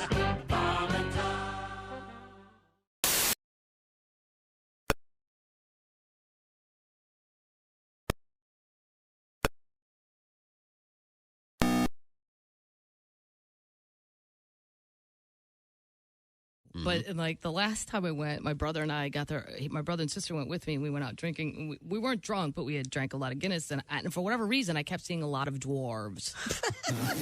Like, I'm not. You weren't drunk. And I said to my aunt who lives in the town, I said, "Hey, is there an inordinate amount of dwarves in this town?" And she goes, "Well, Kathleen, I suppose it would depend on your definition of inordinate." I was like, "Wow, 30 38. I don't know what. And she's like, well, there's a murder. leprechaun. Well, I'm like, that's where this whole leprechaun thing got started. People just got hammered in the bar and went, he was magical and he disappeared. No, that was Dave, and he's a dwarf, and he went home. That's all. Paid his tab, walked out into the night. Didn't even do a card trick. Nothing. Just went home. Jeff Rothband is our guest. Jeff is a fine comedian. I actually had to do that once. What? Be a pallbearer, and that, Oh, my that's God. heavy. Yes, that's a it's heavy heavy. job. Yeah, I actually had to go to a funeral, and I was asked to be a pallbearer, and I always a pallbearer. Never the corpse. Hi, this is Larry Reeb, Uncle Larry. It's a sick world, and I'm a happy guy. This evening, ladies Knob and City. Welcome back to the Bob and Tom Show. Christy Lee at the news desk. Yes. There's Pat Godwin in the performance room. Hey there, chick. Hey, there's Josh Arnold. Chick, you old so-and-so, you. You old piece of... Oh. There's Ace Cosby. I'm Chick McGee, and here's Tom Griswold with our special guest. Thank you very much. Say hello, Tom. Hello, Tom. Thank you very much. That's one of the oldest but fun. Sam, good to see you, man. Man, it's so good to be back. It is Sam Miller, a comedian, and again, a man of a certain size. 6'6", 360. Wow. Actually, I might be more than that because Really? the scale only goes to 350, and it feels like if the bar was longer with the little thing on it, like I could really get it out there. I might be 370 pounds, but I feel good. That's the main thing, isn't it? And we should explain that you are clean and sober, having had some issues. Once again, your drink of choice was meth. Yeah. Okay. We're proud of you, man. Hope you're proud of yourself. No, I love it. And, a lot of my fans are also in recovery. And also, there's a lot of Bob and Tom fans that have come out, and there's like a cross-section. There's a lot of Bob and Tom fans that are in recovery. Sure, too. it affects all walks of Yeah, life. we drove a lot of people to drink early. I did a little bit of homework on two things during the break. And? You mentioned a beer called Schmidt Ice. Schmidt? It's made by the Pabst Blue Ribbon Company. Schmidt. Pabst Brewing Schmitz. Company. Yeah. And I was hoping that their slogan would be Schmitz happens, but I think they realized that might not necessarily be reflecting good flavor. I took the time and trouble. We were talking about a term from football. We had a letter about it. Razzle dazzle. Yeah. Which I find to be fun. Now, I have a question. Do you like it because of the football reference, or did you like it because it was used in Mr. Magoo's Christmas special? I like it because that's razzleberry dressing. I like it because I love that kind of football. Okay. I just saw, unfortunately, a play that didn't work in which one of the running backs had the ball and then he ended up throwing it. But unfortunately, it was not caught. I just love stuff like that. It makes the game much more fun to watch. That's not really football. That's why you like it. Like flea flickers and like jet sweeps. Reverses. Yeah. It's like you're the same guy who you'd invite you over to play cards, and you'd go, all right, 7-card stud, 9s, 12s, and 3s are one. One-eyed jacks. Yeah. No, that's not correct. I would never do that, and I hate playing cards. I was wondering if, there's certain words they always use together, like razzle plus dazzle. You don't really hear razzle much. We don't hear razzle without the dazzle very much, is what he's saying. Right. You know what I'm saying. I haven't heard the word razzle in like 10 years. Yeah, you'd like this. I barely hear dazzle. Chick, it's a British term. Oh. It means celebrating, especially while drinking freely. So the implication is the team is drunk, so they're throwing the ball back and forth. Okay. Razzle dazzle? Yeah, razzle. Razzle. You're out there getting razzled. Okay. So it's a little bit of an education. Well, speaking of education, our guest Sam Miller is a distinguished stand-up comedian from the Great Northwest. Indeed. And now that he is sober, he's somewhat of a connoisseur of coffee. He was coffee snobbing me in the other room just a minute ago. Yeah. But very, very nice man. Very, very great. But however, in spite of your years of comedy, as I often say, even Tiger Woods will take the occasional lessons with his swing at the peak of his career. Every comedian needs to learn how to tell a joke, and therefore... Who's that sexy man with a deep voice? Ace Cosby, here he is with his joke of the day. Hey, Chick. Yes, Ace. It's almost Halloween. It sure is. You ever wonder what kind of pants the ghosts wear? I wonder. Yes, Ace, what kind of pants do ghosts wear? Boo jeans. Boo jeans. Boo jean, baby. See, that's how it's done. Ghostly lady. And that unintentionally Safes just follow the band. segues right into a story from the news this But morning. first, that was the joke of the day, brought to you by Omaha Steaks. Fall in the air. It's the semi-annual sale with Ball Omaha is in the Steaks. air. 50% off at omahasteaks.com. The perfect time to grab your fall grilling favorites. Plus, when you use our code BTS at checkout, you're going to get an additional $30 off your order. Minimum order may be required. Delicious. Now, we have blue jeans in the news. Again, it's this guy from... well, he's the CEO of Levi's, so what else is he going to talk about but blue jeans? He says he sometimes wears his jeans in the shower when they need to be washed. Really? In an interview with CNBC, Charles Berg clarified remarks he made in 2014 Mr. Berg. that apparently led some people to believe that jeans should never be washed. It's the Chuck Berg. He said, and I quote, "I never said don't wash your jeans. True denim heads will tell you to never put your denim into a washing machine. Instead, Mr. Berg says, when my jeans get really gross, I wash them in the shower." I don't believe this for a second. Yeah, then you walk around with swamp ass all day. He explained this means keeping jeans on in the shower, covering them in soap as you would your body. How do you get them off? He said there's a sustainability element to limiting how frequently you wash your jeans, as washing machines use a lot of water. Sam, you have a big smile on your face during the story. Is this something you've done? I had a whole summer where all I wore was overalls and football cleats. Yeah. And whenever I got dirty, my overalls and me, I would just jump in Puget Sound there. Okay. Yeah, in front of this restaurant, and people were concerned because the tide goes up and down, and they'd be like, "Be careful." I'd be like, "Don't worry, it's high tide." And then I'd jump off the railing. Oh, my. Yeah. Now, would you have a bar of soap or anything, or just use the... No, nature takes care of that. The fish, they clean you. They get off. Yeah, this guy got famous. I looked up the original article about this. Yeah, because he said you should never wash your jeans. Didn't he say put them in the freezer was one of the And then, things? yes, and yeah. that one. He said, Mr. Berg said, freezing your jeans Yeah. to kill the germs. That has since been debunked. That apparently doesn't work. I guess if you're the CEO and you don't wash your jeans, none of your employees are going to go, Mr. Berg, you stink.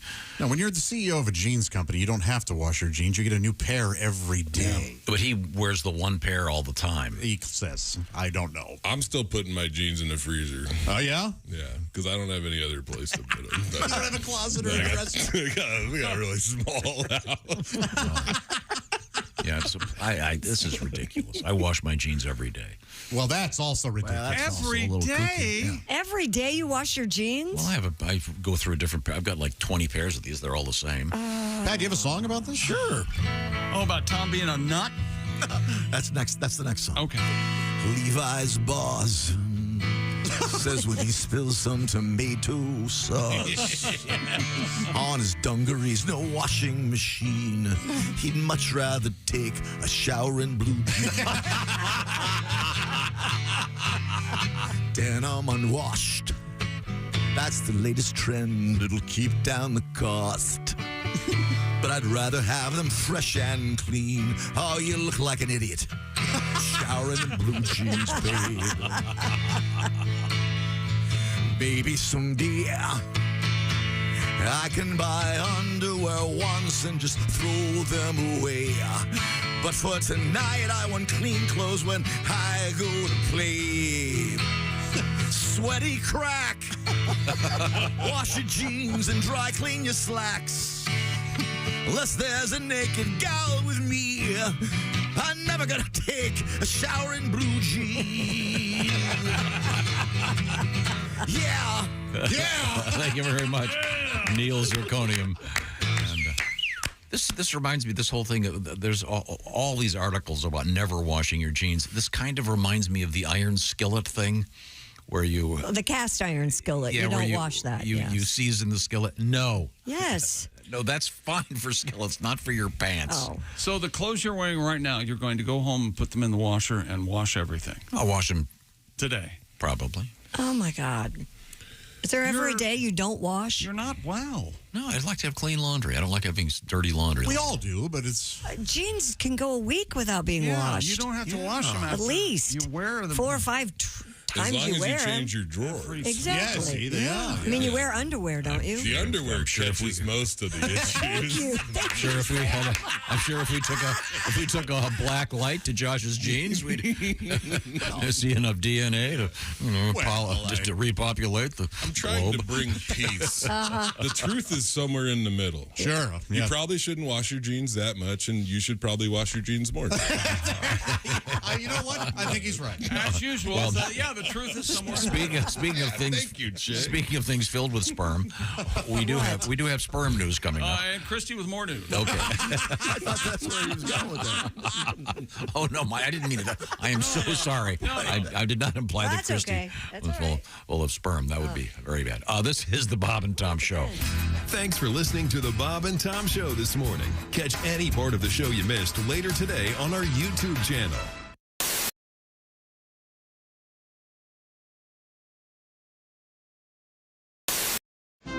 This is the Bob and Tom Show. Hey, hi. We're hanging out with comedian Ron Ramey. Chick McGee doing double duty. Chick's trying anything else? What's the most dangerous thing about starting a new relationship with a girl, fellas? That's right. What kind of pet does she have? Oh. I was going to say finding out she's a psycho. And what does it mean about her? Maybe depending on the kind of pet, you can tell she's a psycho right away. This is from holytaco.com. If she has a big dog, what she thinks it says about her. Mm-hmm. I'm not like those other girls with their tiny yappy dogs. Mm-hmm. I'm a strong, confident, independent woman who's making it in a man's world. I see. What it really says. I love big dogs, though. What it really says about her is a big dog says, I want a boyfriend. I want a boyfriend. I want a boyfriend. I want a boyfriend. Really? What the pet is thinking is, please stop using me as a body pillow and grinding on me in the middle of the night. I'm not your boyfriend. You took a perfectly good strike. There's no grinding. No grinding? A small dog. Okay. What she thinks it says, I'm not just adorable. I'm really adorable. I'm so adorable that I have a living accessory. All the cool people are doing it. I'm just like a famous celebrity. What it really says, I want to be exactly like Paris. So if you're looking for a stupid, annoying, talentless woman like Paris Hilton with a little dog, I'm your girl. Really? Well, maybe it says, I like a little dog. What does the pet think? What the pet thinks is, if that purse she carries me in is full of used condoms again today, I'm going to bite her. I miss my ex-wife. This is a mean website. Here's a cat. What if she owns a cat? What she thinks it says, I'm responsible enough to care for another living creature, but I don't want to have to pay a lot of attention to it. That's why I have an animal that I could potentially leave alone for a few days, and it would be just fine.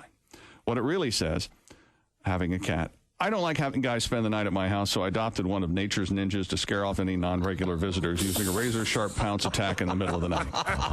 Ouch. What the cat is thinking, come on, dude, that I'm not familiar with, show me something dangly. I dare you. What she thinks it says owning a fish. Fish tanks are sexy. I know this is just a small bowl, but it still oozes sex. This fish depends on me, and if it lives past the first day, people are going to know that I'm responsible enough to take care of another life. What it really says, one time I had sex with a biker in the parking lot of a county fair, and he spent $26 winning me this goldfish to remember him by. I forget his name, but I call the fish Nemo. Okay. What the pet is thinking, that whore hasn't fed me in 6 days. My water looks and smells like a sewer. And finally, a parrot, what she thinks it says, I enjoy having a pet that's interesting and intelligent. I am an exotic person, so I have a pet that reflects my personality. What it really says, if you own a parrot and you're a girl, my grandpa died recently. He was known locally as the crazy bird guy. So he left me this temperamental, awful bird to remember him by. Mm-hmm. What the parrot is thinking, squawk, F you, F you.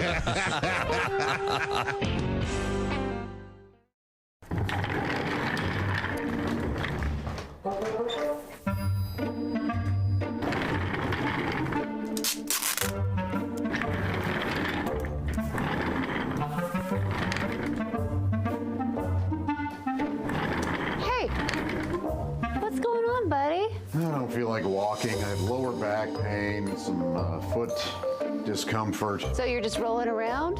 Yeah. There are better options. You need to try Orange insoles. Orange insole? Yeah, check those out. Proper support for your feet. You're going to have arch support. It's got that deep heel cup. These do feel better. All right. Who needs you?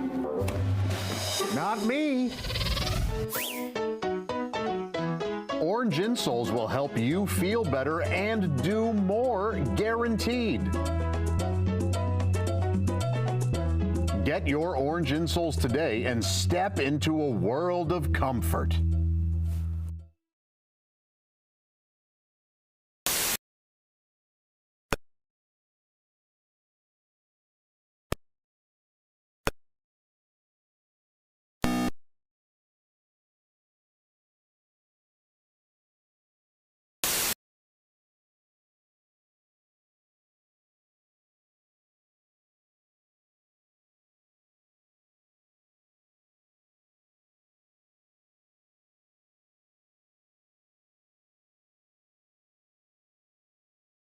When 2 points were bestowed upon us. Now we must pray. Oh, merciful God above us. It's Carl Goodman, Amish power forward, right after Invisible Dave and his 2 stacked roommates. Thursday on ABC. Ye be thar.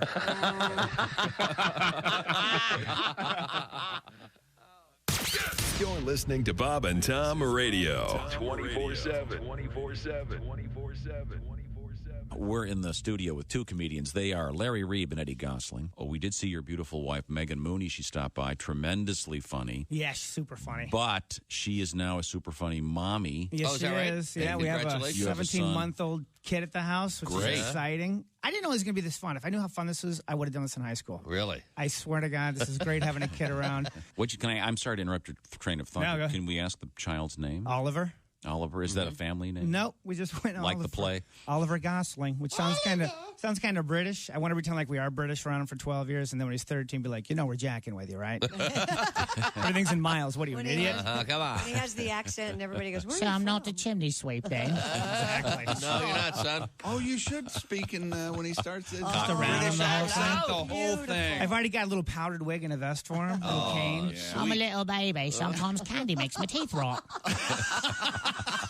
Jockeying around the house. Love it. Love the British accent for no reason. Love it. Always love it, right? Got to pick a pocket or two. That's right, man. I'm going to get back to the flat, have a spot of tea, and think on this poppet. I don't even know if poppet's British, but it was in the Pirates of the Caribbean. So How come all my friends call it the trunk and we call it the boot? I feel like I'm a little strange. Love it. Bob and Tom, you can pick your morning radio show, and you can pick your nose. Welcome back to the Bob and Tom Show. Christy Lee at the news desk. Hello. There's Pat Godwin. Hey, chick. Look a little bit like Anderson Cooper. Oh, yeah. You should be clean shaven. See how that looks. It doesn't look that For a good. little bit. Oh, really? It hides a variety of ills, the hair. What do you have? Adult acne? What are you talking about? No. I don't think you've ever looked better, Pat. I don't think so either. I think you look amazing. Oh, geez, thank you. Boy. You really do. Thank you. Oh, I should have did this. Oh, for God's sake. There's Josh Arnold at the I Hate Steven Singer sidekick chick. Hi, Chick. There's Ace Cosby. Hey. I'm Chick McGee, and here's Tom, and we have a special guest. Before we get to the special guest, off-air Tom talking to off-air Chick. Yes. Remind me, I've got a great idea for the thing we just did. Okay. It's going to involve renting a crane. Love it. But it's a great idea. Yeah, Remind not me like to tell you. not like the bird, but a No, a big crane. construction crane. But it's going to be worth it. Expensive, but worth it. Okay, where were we? Oh, I was going to introduce our guest. He is comedian Sam Miller. Sam is a man of a certain size. I'm certain he's big. We've determined it's a 6'6", possibly over 360. But you carry it well. You look in a very athletic. I'm just trying to figure out what you guys need a crane for. It's a secret, but I'll tell you later. It's awesome. Not for you, although If you can't afford a crane, you can get a heron. I thought you guys were going to laugh at that. You know, it seems like it's right in our wheelhouse. It really does. I think Ed Chick unfortunately had deflated the bird reference earlier. Totally my fault. This is from Victoria. Dear people, I was driving to work this morning and heard you talking about Burgess Meredith. We were talking about Burgess earlier. If you don't know who Burgess Meredith is, he most popular played the Penguin on the Batman TV show. But Rocky. And he was in Rocky. You're gonna piss lightning and crap thunder, Rock. Anyway, she said, I thought I would share my story about Burgess Meredith. Well, not my story, but my dad's story. Back in the early 80s, there was a TV show called Those Amazing Animals. Oh, yeah? And Burgess was one of the hosts. My dad was on there for being a member of Heart of Texas Snake Handlers. We would fly rattlesnakes from Texas to California to be on the show with Burgess. Wow. Per my dad, Burgess could never, ever get his lines right. And then one episode, as they were standing there doing lines, trying to get a take, Burgess did the whole thing. That's right. Lifted his leg and farted very loud. Really? Probably not as shocking these days, but taboo in the early 80s. That is my Burgess Meredith story. That's Victoria, a Texan who now lives in Ohio. Okay. Wow. It's cool to just fart now. Like, No, it's not. It's very cool. No, it's not. Everybody in this. I might be the only one who hasn't crop dusted the hallway. I don't do it. I don't do that. I go to the lobby. I'm busy right now writing an obituary because something apparently died in the first room there. Is that why you're out front every now and then? You're farting and being polite. In the lobby. It is polite to go outside and do that. If you haven't heard this part, Sam, Ace told us one day and contends that many people do this. He farts a hole in his underwear. He says over time he gets the holes. I don't know if it's from the farts. I've burnt a few out. Like, I think it's just friction, heat, time, age. It's like geology. It's like the Grand Canyon. You wear your underwear for an era. Whether it's Long sedimentary underwear, igneous underwear. My underwear tells me when it's done. Okay. Absolutely. It'll let you know. I have a large gluteal Cleft? And the wind has more room to build up speed. You may find this shocking, but I don't believe you. I believe it's time to check in with Christy Lee at the Bob and Tom News Desk. Yes. Video of an Australian man going viral. I don't know if you saw this after he fought off a kangaroo. I love it. To save his dog. Mildura resident Mr. Mick Maloney was out on a morning walk with his dogs when he noticed one missing. He told ABC Radio Melbourne that he looked toward the Murray River and spotted a massive kangaroo in the water. Have you seen a picture of this kangaroo? Crikey. He's one of the kangaroos that looks like he's a weightlifter. Yeah, that one. this kangaroo looks like he could kill you. He then realized his dog Hitachi was caught in a headlock by the kangaroo. A headlock? And was being held underwater. Hey, the dog started it. Despite the animal looking as though it had just gotten out of jail, that's what Maloney called it. He said it was after a bit of a tussle, Maloney got his dog back and managed to escape. He has posted the video of his encounter on Facebook, and that, of course, has gone viral. Wildlife Victoria's CEO, Lisa Palma, encouraged dog owners to keep their pets on a leash in areas where kangaroos are known to frequent. How about that? So do kangaroos eat dog? What? Oh, yeah, it's a delicacy in the kangaroo they ate world. plants. Like he's just killing the thing. I think it's a sport. They use the ears for appetizers. How about that? This kangaroo is a badass. Oh, yeah, it's one of those fighting kangaroos. Looks like he'd go around the pool untying bikinis and making you laugh at him. Making you laugh at him. Hey, want to do something about it? Yeah. He looks like he's all steroided out. Now, Tom. Once again, I don't know how to tell you this without alarming you, but the ease and speed at which you came up with that scenario. Something happened. Something's happened. He looks like like a bully. So he would walk around the pool and untie bikini tops. As bullies do. As bullies do. He's dare you to stop him. He's in the water. He's two. If you see him, he's in the water. Okay, I want to talk about something else. What are you gonna do about it, punk? Did you see a picture of this thing? I mean, it looks fake. The kangaroo's Yes. muscles look We were fake. talking about these last week. Yeah, we were, 'cause they are like- terrified. They can swim? Oh, yeah. Wow. I don't know about that. He's just standing in a river. Okay. that thing. It Yeah. feels to me like, I don't know why, like maybe I'm old fashioned, but if you hop on the land, you shouldn't swim in the water. Yeah, exactly. You don't get it all. Yeah. Right. Now, Don't get Fair everything enough. you want. Yeah, you're not a duck. No, you can't do it all. our guest is comedian Sam Miller. Sam is a traveling man, as Rick Nelson used to say. And As fresh as today's headline. I have no idea. don't go knocking Rick Nelson. I'm a big fan. Oh, God. We had a news story yesterday about annoying habits of flyers. Oh, my God. Number one, by the way, was drinking too much alcohol on the plane. Yes. But a lot of other things. Now, I know you have to fly all the time. Do you have any my particular? God. Do you have any pet peeves? Yeah, I'm 360 pounds, and I flew, on Southwest, they make you, like, pick your own seats. Sure. So I was flying to Denver. I was late getting on the plane because I was at, like, a Qdoba or something, which wasn't a good look when you're late on the plane and you got your thing. And if you've flown, like, people pick their own seats, and all that was left was, like, 6 middle seats. I bet. And I'm walking down the aisle, and people are looking at me. And, like, I was raised Catholic. I know what silent prayers look like. and it's a thing, like, so... Like any other flight, like if I'm on Delta or whatever, and like I'm 21B, and like my body ruins your flight, like God did that, like. But on Southwest, it's like it's personal, right? So what I did, I found the 2 skinniest, like nicest looking people I could. These 2 nice looking women, not like that, not like weird, like Yeah, I know what you mean. And I sat between them, and I just immediately started apologizing. Sure. Because people think like a comedian, like, oh, he's probably like socially great. I'm like, I'm not. Like, it's hard to talk. Like, I have such a hard time at like grocery stores. But I sat down and I apologized. I was like, I'm going to do my best to make this flight like okay for you guys. Like, I wish there was something I could do about like my size outside of like changing living choices or something. But it's terrible. And also, I can't. On this flight too, the plane took off, and all of a sudden there was like a belly bubble kind of. I had like body stuff going on. Boy. Like we were talking about Audible? earlier. Could they hear it? No, Okay. but I had to fart and And now it's okay to fart. yeah. And here's the thing: is like part of me was like, I should just let it fly, But nobody will know it's me. But I'm wearing like gym shorts and Crocs, so like everyone's gonna know it's me. Yeah, that guy's a farter, is what. Yeah. And then the other thing is like, I know people are like, oh, you should go to the bathroom.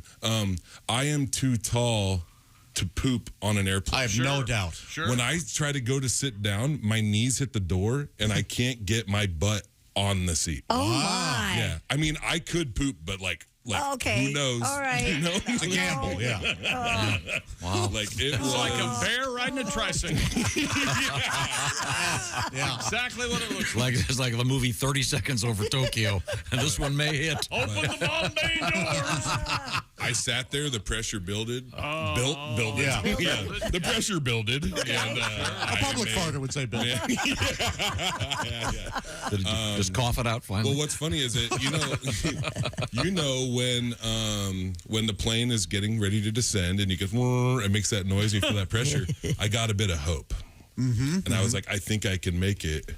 And sure enough, I pulled it off. I made it all the way to Denver, right? Wow. And I let it fly in the jetway. Yeah. And then, I swear to God, this is a true story. For some reason, this was like an emotional thing for me. Like, I really had to, like, when you ever got to fart so bad your shoulder hurts? Like, it was one of those. Well, did you look back, or did you do a Joker and just know that it's going? No, I sat there and watched people get off the plane, and I don't know why. I was hoping somebody was going to thank me or something. Thank you. Like they would know what I had done for them. No, you have to be your own hero. Thank you, Sam. We're to get back to the action here. A couple quick things I want to mention. We've been talking about food, and we've been talking about fall. Well, the folks at HelloFresh are fully aware about seasonality, something most people seem to have forgotten about. A lot of restaurants have forgotten about this. There's a certain season for great food. That's the first rule at HelloFresh. Fresh ingredients. What am I talking about? Well, it's the #1 meal kit in America for a reason. They have all kinds of great fall stuff now because it's fall. That would include quick and easy options, including meals you can put together in 15 minutes. At HelloFresh, Christy, what have you been working on over The there? creamiest mushroom ravioli with Parmesan and heirloom grape tomatoes. Total time for this dish, 20 minutes. They send you the ingredients. There are 4, 5, 6 quick, easy steps, all in one pan, and you've got a great meal from HelloFresh. They have done the shopping. They have done the measuring. This is 25% less expensive than takeout. And it's great restaurant quality food. More than 40 options each week. So you're going to find something that fits your particular food, let's call it lifestyle. If you're a vegan, they got that over there. If you like good old-fashioned comfort food, they're stocked with it and everything in between. Check it out because this is their best offer ever. Join America's #1 meal kit today. Get 50% off plus free shipping. That code is 50BT Show. Why the code? Well, it'll save you all that money. HelloFresh.com/50BT Show. Give it a shot. 50BT Show is once again the code, and it's HelloFresh.com/50BT Show. And don't forget they've got that special HelloFresh market featuring the likes of mini pumpkin cheesecake, just right for the season. Or discover seasonality once again. Have some fun. Make some great food at your house with HelloFresh. HelloFresh.com/50BT Show.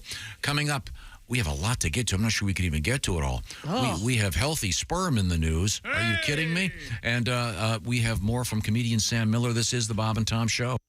You don't say we didn't.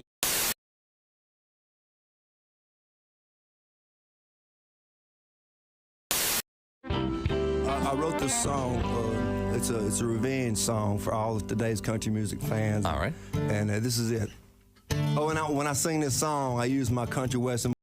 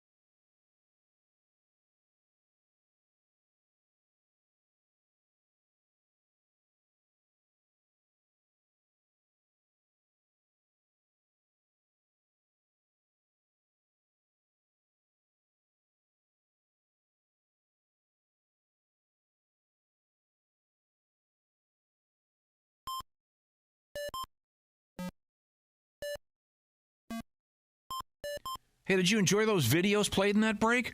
Check out the Bob and Tom YouTube playlist for more great stuff.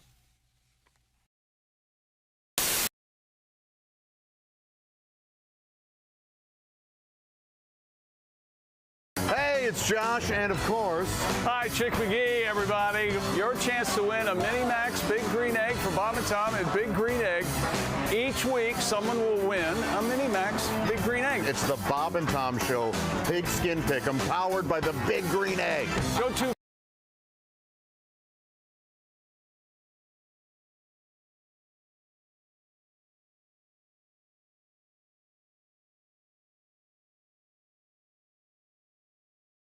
Your knowledge to the test? Then play Pigskin Pick'em every week at bobandtom.com. This is your chance to win a Mini Max Big Green Egg. Just pick the winners of this week's pro football games and you could win a Mini Max Big Green Egg. Head to bobandtom.com/contest and play Pigskin Pick'em with the Bob and Tom Show. Hey, this is Larry the Cable Guy, and you're listening to Bob and Tom Radio. If you're not, you're a communist. We're in a gym today to find out what athletes need after they've had a big workout. Excuse me, sir? Yeah. You look pretty sweaty. Yeah. I just jogged 5 miles. I did the weights. Did some step aerobics. God, I'm dying. What do you need after a big workout like that? I could use a big glass of water. Water? Yeah. You don't want water. You need something to replace your bodily fluids. Get you back on your feet again. Yeah, that makes sense. All right, what do you got? Here, try this. What is it? Thirspiration Plus. Thirspiration Plus, huh? Replaces all your bodily fluids after a big workout. All right, I'll try it. Jesus, what is that? Tastes like sweat. It is sweat. Well, the little coloring, we added some carbonation, but... What are you trying to do to me? Thirspiration Plus replaces all your bodily fluids lost during a big workout. Welcome back to the Bob and Tom Show. Christy Lee at the news desk. Yep. There's Pat Godwin. Hello, Chick. Pat's hair and a shirt match today. I just realized that. It's very nice. You look very dapper today, Pat. So do you. I don't know about that, but there's Josh Arnold. Hello. There's Ace Cosby. Hey. I'm Chick McGee, and here's Tom with our special guest. Thanks very much. He is comedian Sam Miller. Sam, by the way, is going to be doing the Madison Street Theater in Chicago coming up on Thursday. And then at Three Ravens Food and Spirits in Monticello, Illinois, coming up this weekend. You can see him live and in the flesh. Speaking of flesh, well, that's not going to work. That's a great transition. I don't know where he was going. No, I can't go there. Here's Christy. Let's see. Let's go over to Christy Lee. How about that? All right, a giraffe smashed through a car windshield Yeah.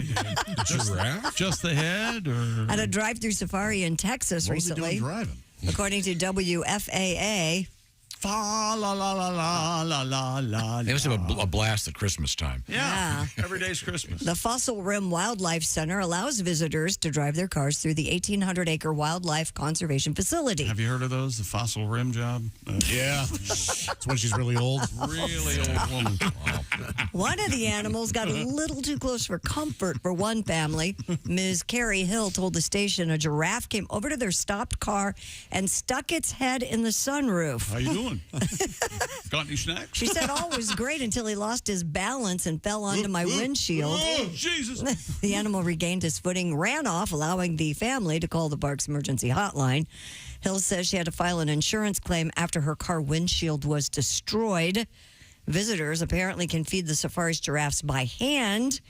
The Fossil Rim spokesperson called the situation unfortunate, but noted that neither Hill's family nor the giraffe were injured. Well, that's good. Hill said the park told her they are not responsible for the incident due to a statement customers signed before entering the facility that reads, quote, Fossil Rim Wildlife Center assumes no liability for damages to vehicles, people, or property as a result of any interactions with the animals and the facility. Okay. Do giraffes get violent with people?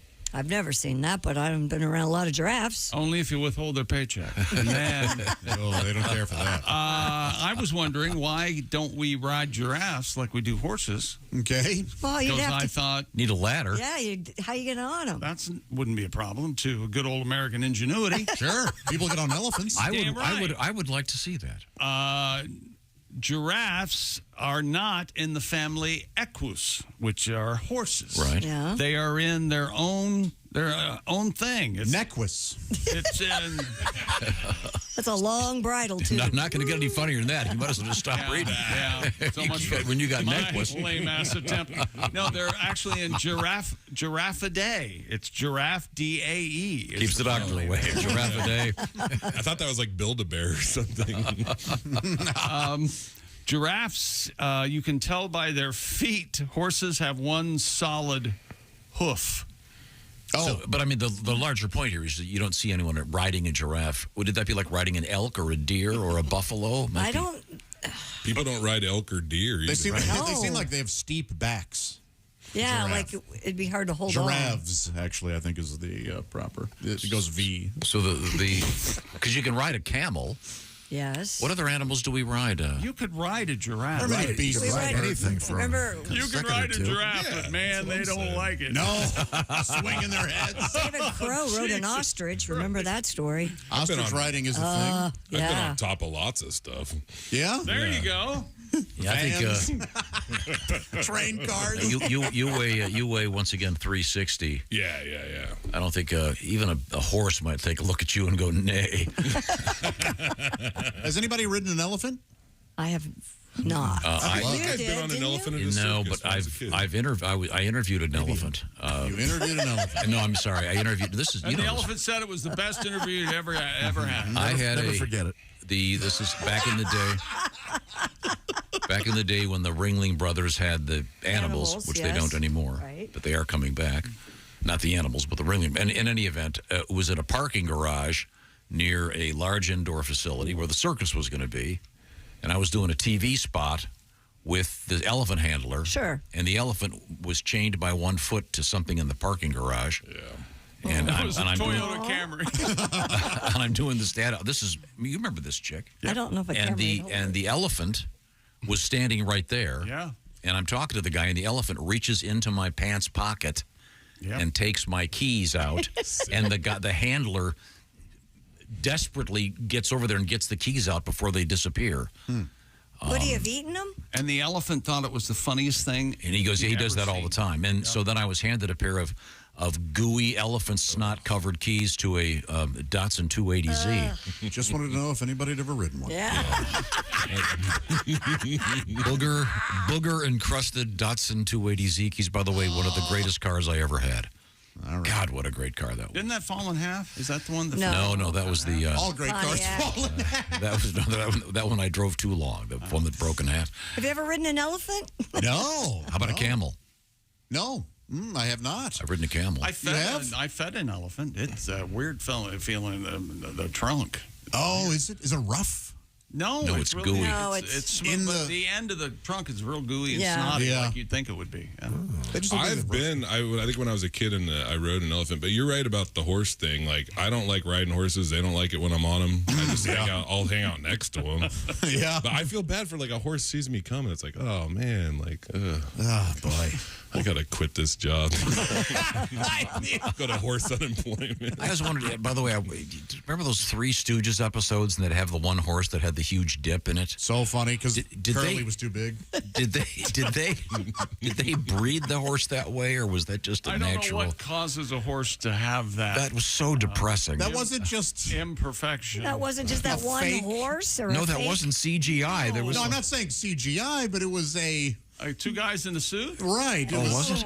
Yeah. No, it was. It was real an horse. actual. I think so. I think it's swayback, right, or something like that. Okay. Yeah, I think it's a certain kind of horse, man. Gotcha. Yeah. Oh, maybe you could ride one of those because your feet had touched the ground. That'd be nice, like one of those push bikes the kids use. Yeah, you could ride it like Fred Flintstone.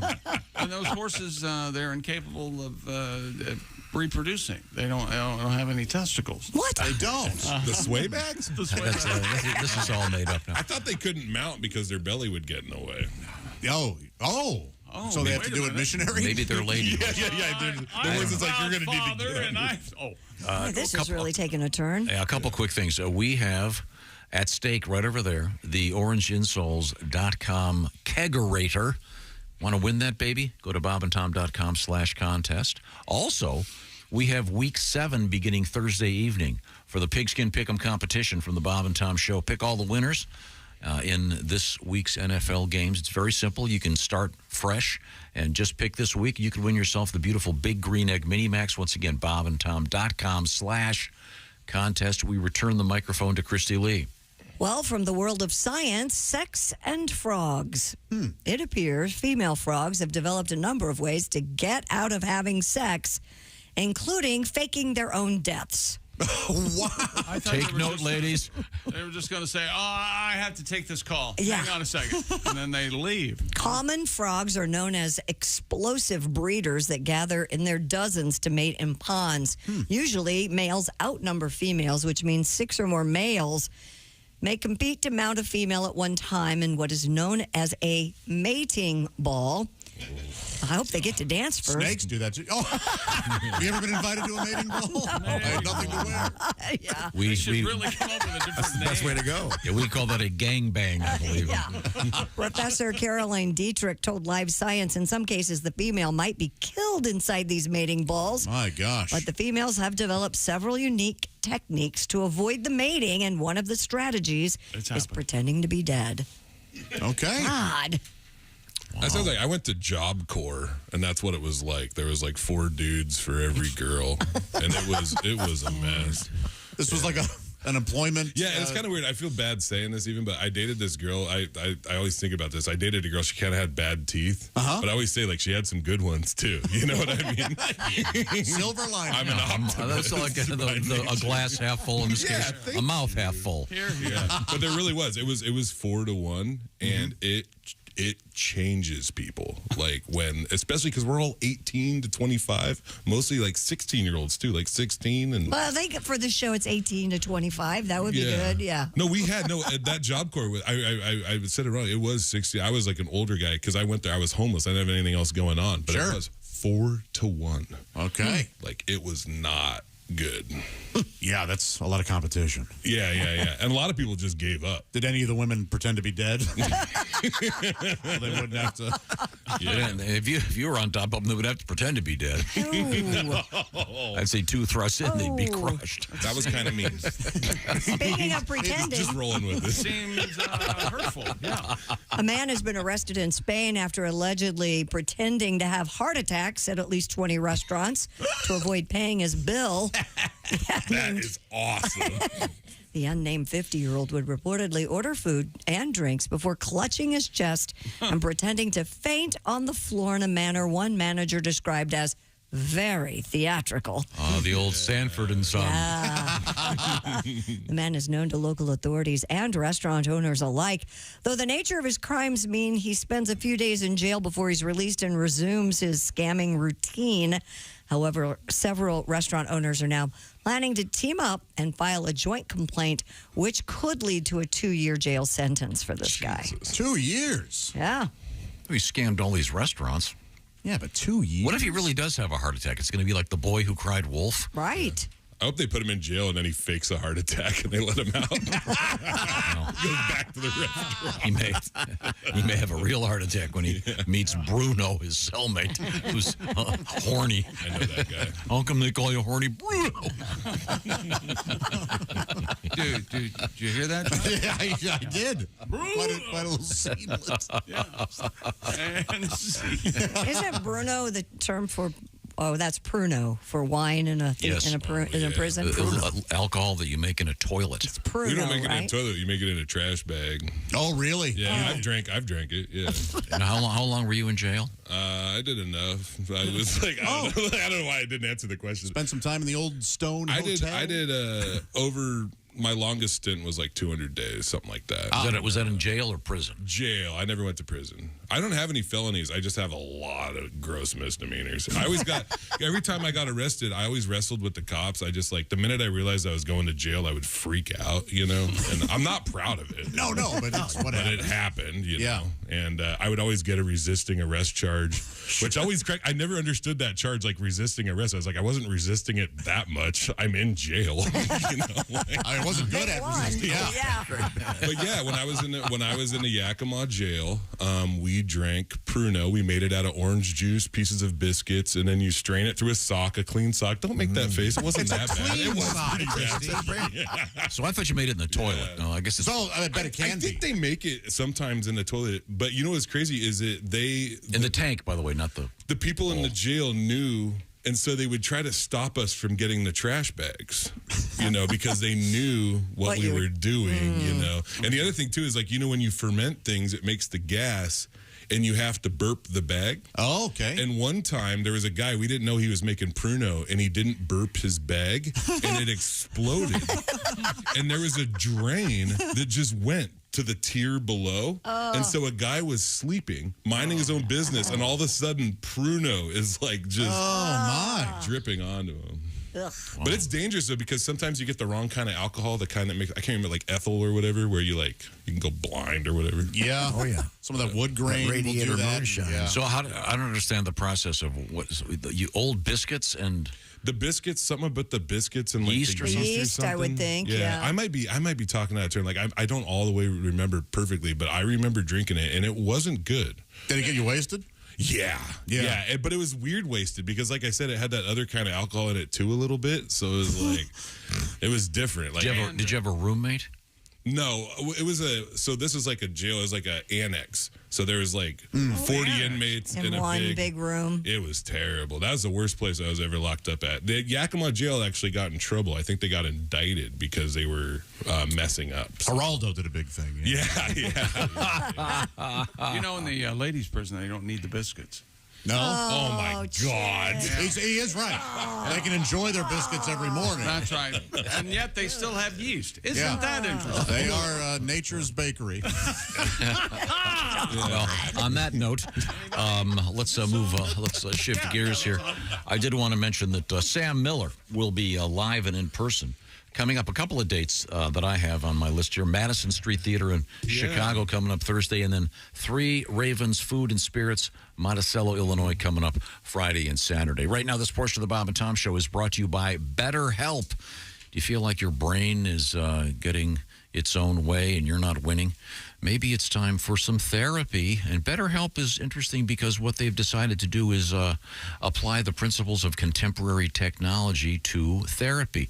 Step 1 is hooking you up with a therapist via the internet. You'll fill out a brief questionnaire and get matched with a licensed therapist. And by the way, you can switch therapists at any time for no additional charge. Then here's the key. The therapy itself is done online. By which I mean it could be talking to your therapist as if you're on the phone, or doing the equivalent of like a FaceTime call or a Zoom on the big screen, or just texting back and forth. The key is whatever works for you. This is also about not just helping you, but about convenience and flexibility and something that suits your schedule. So make your brain your friend with BetterHelp. Visit BetterHelp.com/BT Show today. Add the /BT Show part to get 10% off your first month. That's BetterHelp, H-E-L-P, BetterHelp.com/BT Show. Get on your way to being your best self with therapy. And this portion of the Bob and Tom Show brought to you by BetterHelp. When we come back, we have a little bit of history for you. Comedian Sam Miller hanging with us. This is the Bob and Tom Show. Hey, thanks.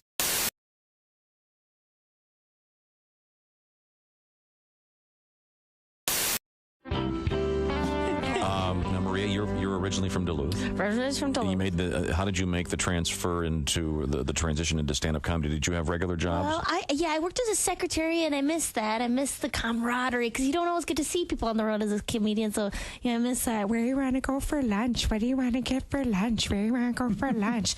I get like a sandwich, something, or like a salad. I mean, maybe we could just someplace I get like a Diet Coke. We could go to Quiznos. Yes, we could. Yes, I like the drama, like don't touch Donna's label maker. Okay, no, don't even look at it. Why? Because she bought it with her own money. Oh, enough said, sister. Why don't you tell Donna to keep her mitts off my freaking tape dispenser, which she should know is mine because it's clearly labeled. Oh. Fellas get mad. Who stole my key lime pie play? Wasn't me. Did you eat my Southwestern style lean cuisine? No. Did you eat my half chocolate rabbit I've been gnawing on for 5 years? It's basically only half a head and an ear with a soft baby blue ribbon wrapped around it because my ma gave it to me for Easter. Yes. Don't. It took you too long. I had to scrabble it up in my chops. But yeah, I used to work as a secretary for a long time. Yes, you've been around. Yeah, I've been around. And I used to work as a Star Trek character in a touring show. I did a Star Trek character. Oh, We really? go What? Wait a minute. Mall openings and Jack in the Box promotions around the country. Which What Star character? Trek? Well, I was a Bajoran, which is from Deep Space Nine. Not many people. Greetings, I'm Major Lilanka, the planet Bajor. Get the F away from me. All right. That was most of my job. What is the name of the tribe, the people? The Bajorans. So they're Armenian. Jorans. We were like the Jews of your World War II. We were decimated by the Cardassians, which are. And the Kardashians definitely Armenian. Yeah, they are. Yeah. They're lizard-like people. And all I have left of my parents to remember them by is this bloody paper doll. That looks like a napkin with some ketchup on it from this food court. Oh, so you're a denier of the Holocaust. I see. Well, why don't you wait for your wife to come back from the Chico's where she's buying a boxy jacket. Maria Bamford is our guest. This paper doll. Oh. I haven't seen Chick look like that in a long time.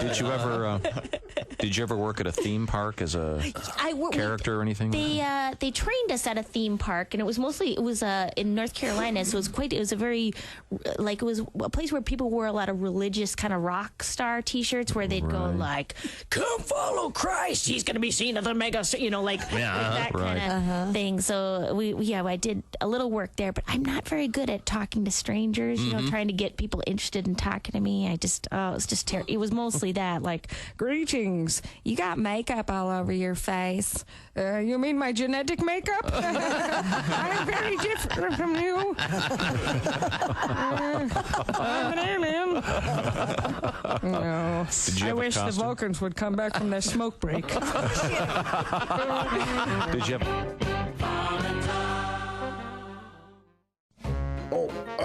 Ow. Oh, back. Oh, hey, Josh. What's wrong? My back is sore, my legs. What's in your shoe? Nothing. I mean, here, look, nothing. Joshua, you have to have proper support. Huh. Orange insoles. Orange insoles, you say? Yeah, look. Yeah, I see them. Look at this. They're great. Yeah. Orange insoles. I'll give them a shot. Great. See you later, buddy. Give it a...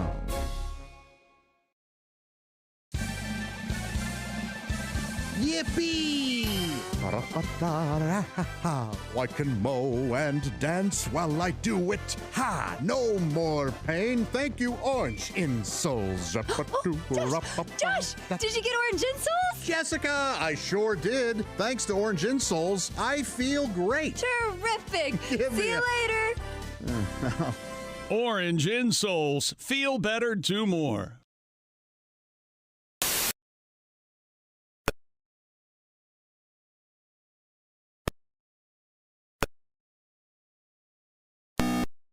Turtles and whores. Yeah. Turtles and whores. I love them turtles and whores. Turtles and whores. Now, if you catch one, here's some advice. One is dirty and the other ain't nice. So be polite and always walk up from behind. Make small talk, never let them see fear. Don't work alone, just bait or beer. And when you're done, just drop them by the river. Turtles and whores. Everybody. Turtles and whores. I've caught both while fishing. I'm always on a mission. And they both hate the kitchen. Turtles and whores. Hey, don't say we didn't warn you. Oh, my God. There's laughter ahead. This is Bob and Tom Radio. A bass player. And he was sitting in a bar just getting really, really drunk. He was mad at the world. Yeah. He had been fired from his latest job, mad at everyone, just angry, drinking. So he leaves the bar. He's very, very drunk. He's walking down the street. And across the street is a nun walking the other direction. Well, basically, he runs across the street, knocks her down, and just starts kicking her and hitting her and going crazy. A drunk bass player. A drunk bass player. And he looks down and says, "You're not so tough now, are you, Batman?"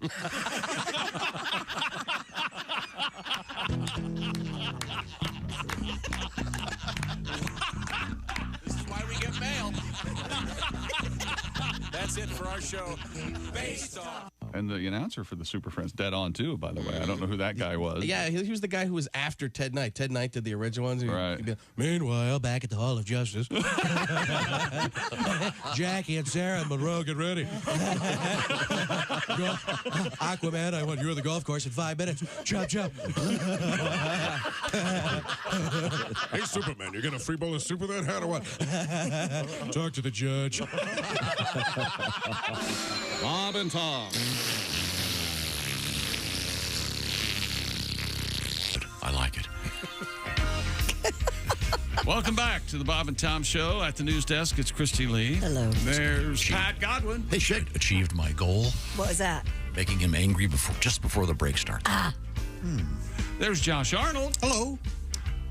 I think that's my favorite shirt that you wear, sir. Well, thanks, man. You're welcome. Thank you. There's Ace Cosby. Howdy. I think that's my favorite shirt that you wear, Ace. Wait, are you just saying that to everybody? No. I'm Chick McGee, and here's Tom in my favorite shirt that he wears. Oh, what the hell's this? No, it's not. Tom Griswold. What about my shirt? Your shirt's very nice, very tropical. My wife picks Hard out my pass. shirt. That's a good move. That's a good move. Just let her pick That's up. Sam Miller.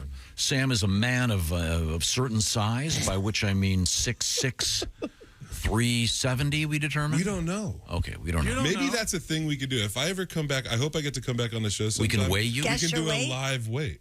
Because I don't know how much I weigh. It's over 350. Okay. And again, you carry it very well. You look like a lineman. You don't look like a Happy Humphrey, fat, blubbery blob of like obesity. I like being fat, and I like fat people.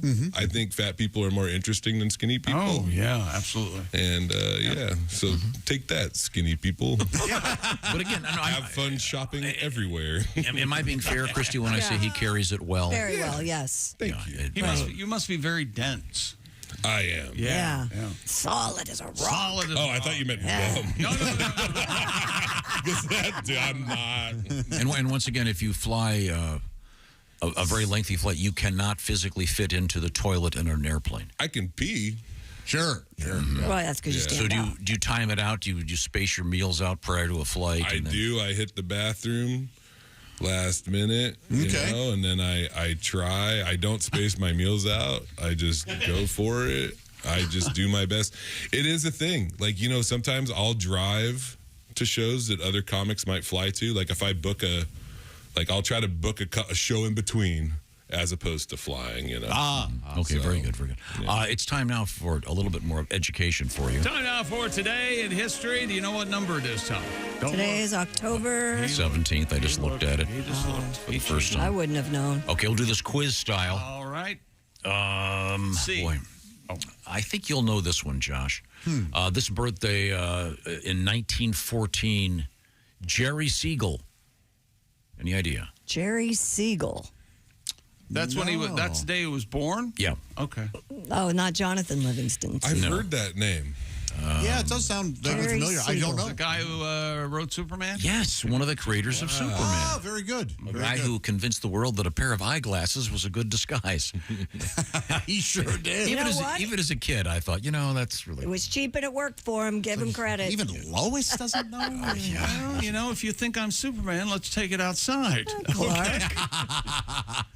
Okay. Also on this date, born in 1915, Arthur Miller.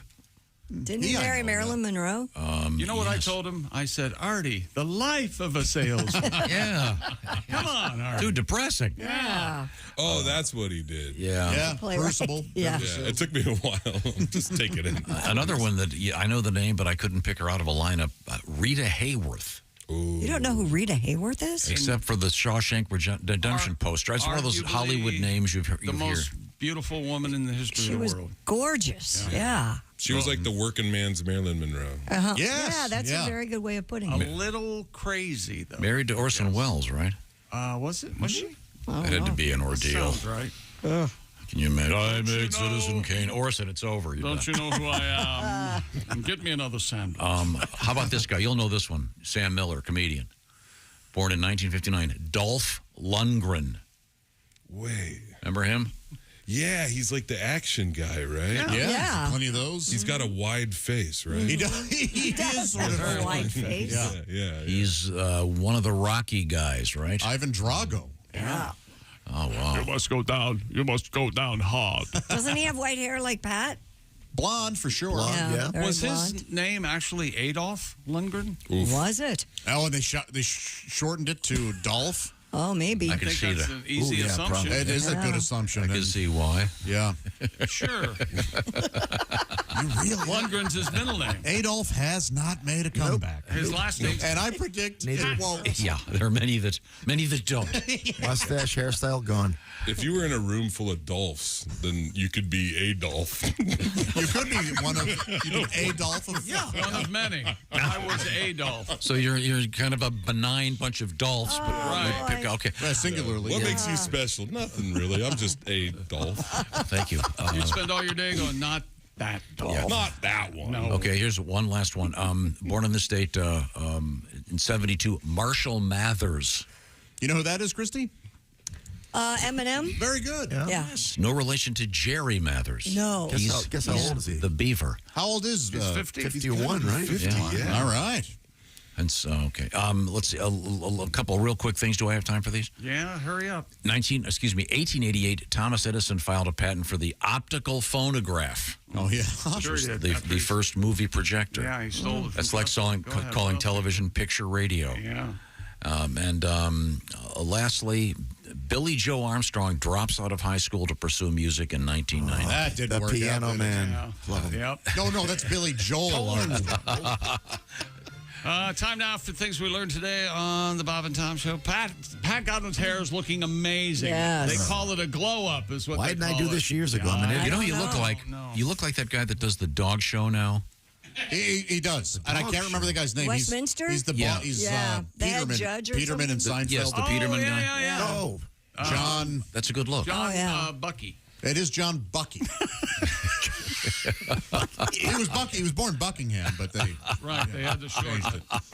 John Bucky. John Adolf Bucky. John Hurley. That's it. Yeah. Very See, good. It's just as nonsensical It as is. Bucky. And then he bought Peterman's, right? He did? I Wow. think he did. Yeah, Did he? I think he might still own it. Could we get a picture of the separated at birth thing for you and John Hurley? Is it Hurley or Hurley. Something like that. Hurley. It may not be Hurley, but it's something like Okay. Oh, John and also Hurley? one more thing to leave you with. I do save my pubic hair in a jar. Okay. And I'm sorry, Sam Miller, your drink of choice is? Meth. Okay, good. This is the Bob and Tom Show. Just got to get a hold of us. Call, fax, mail, or email. Get all the contact information you need at Bob.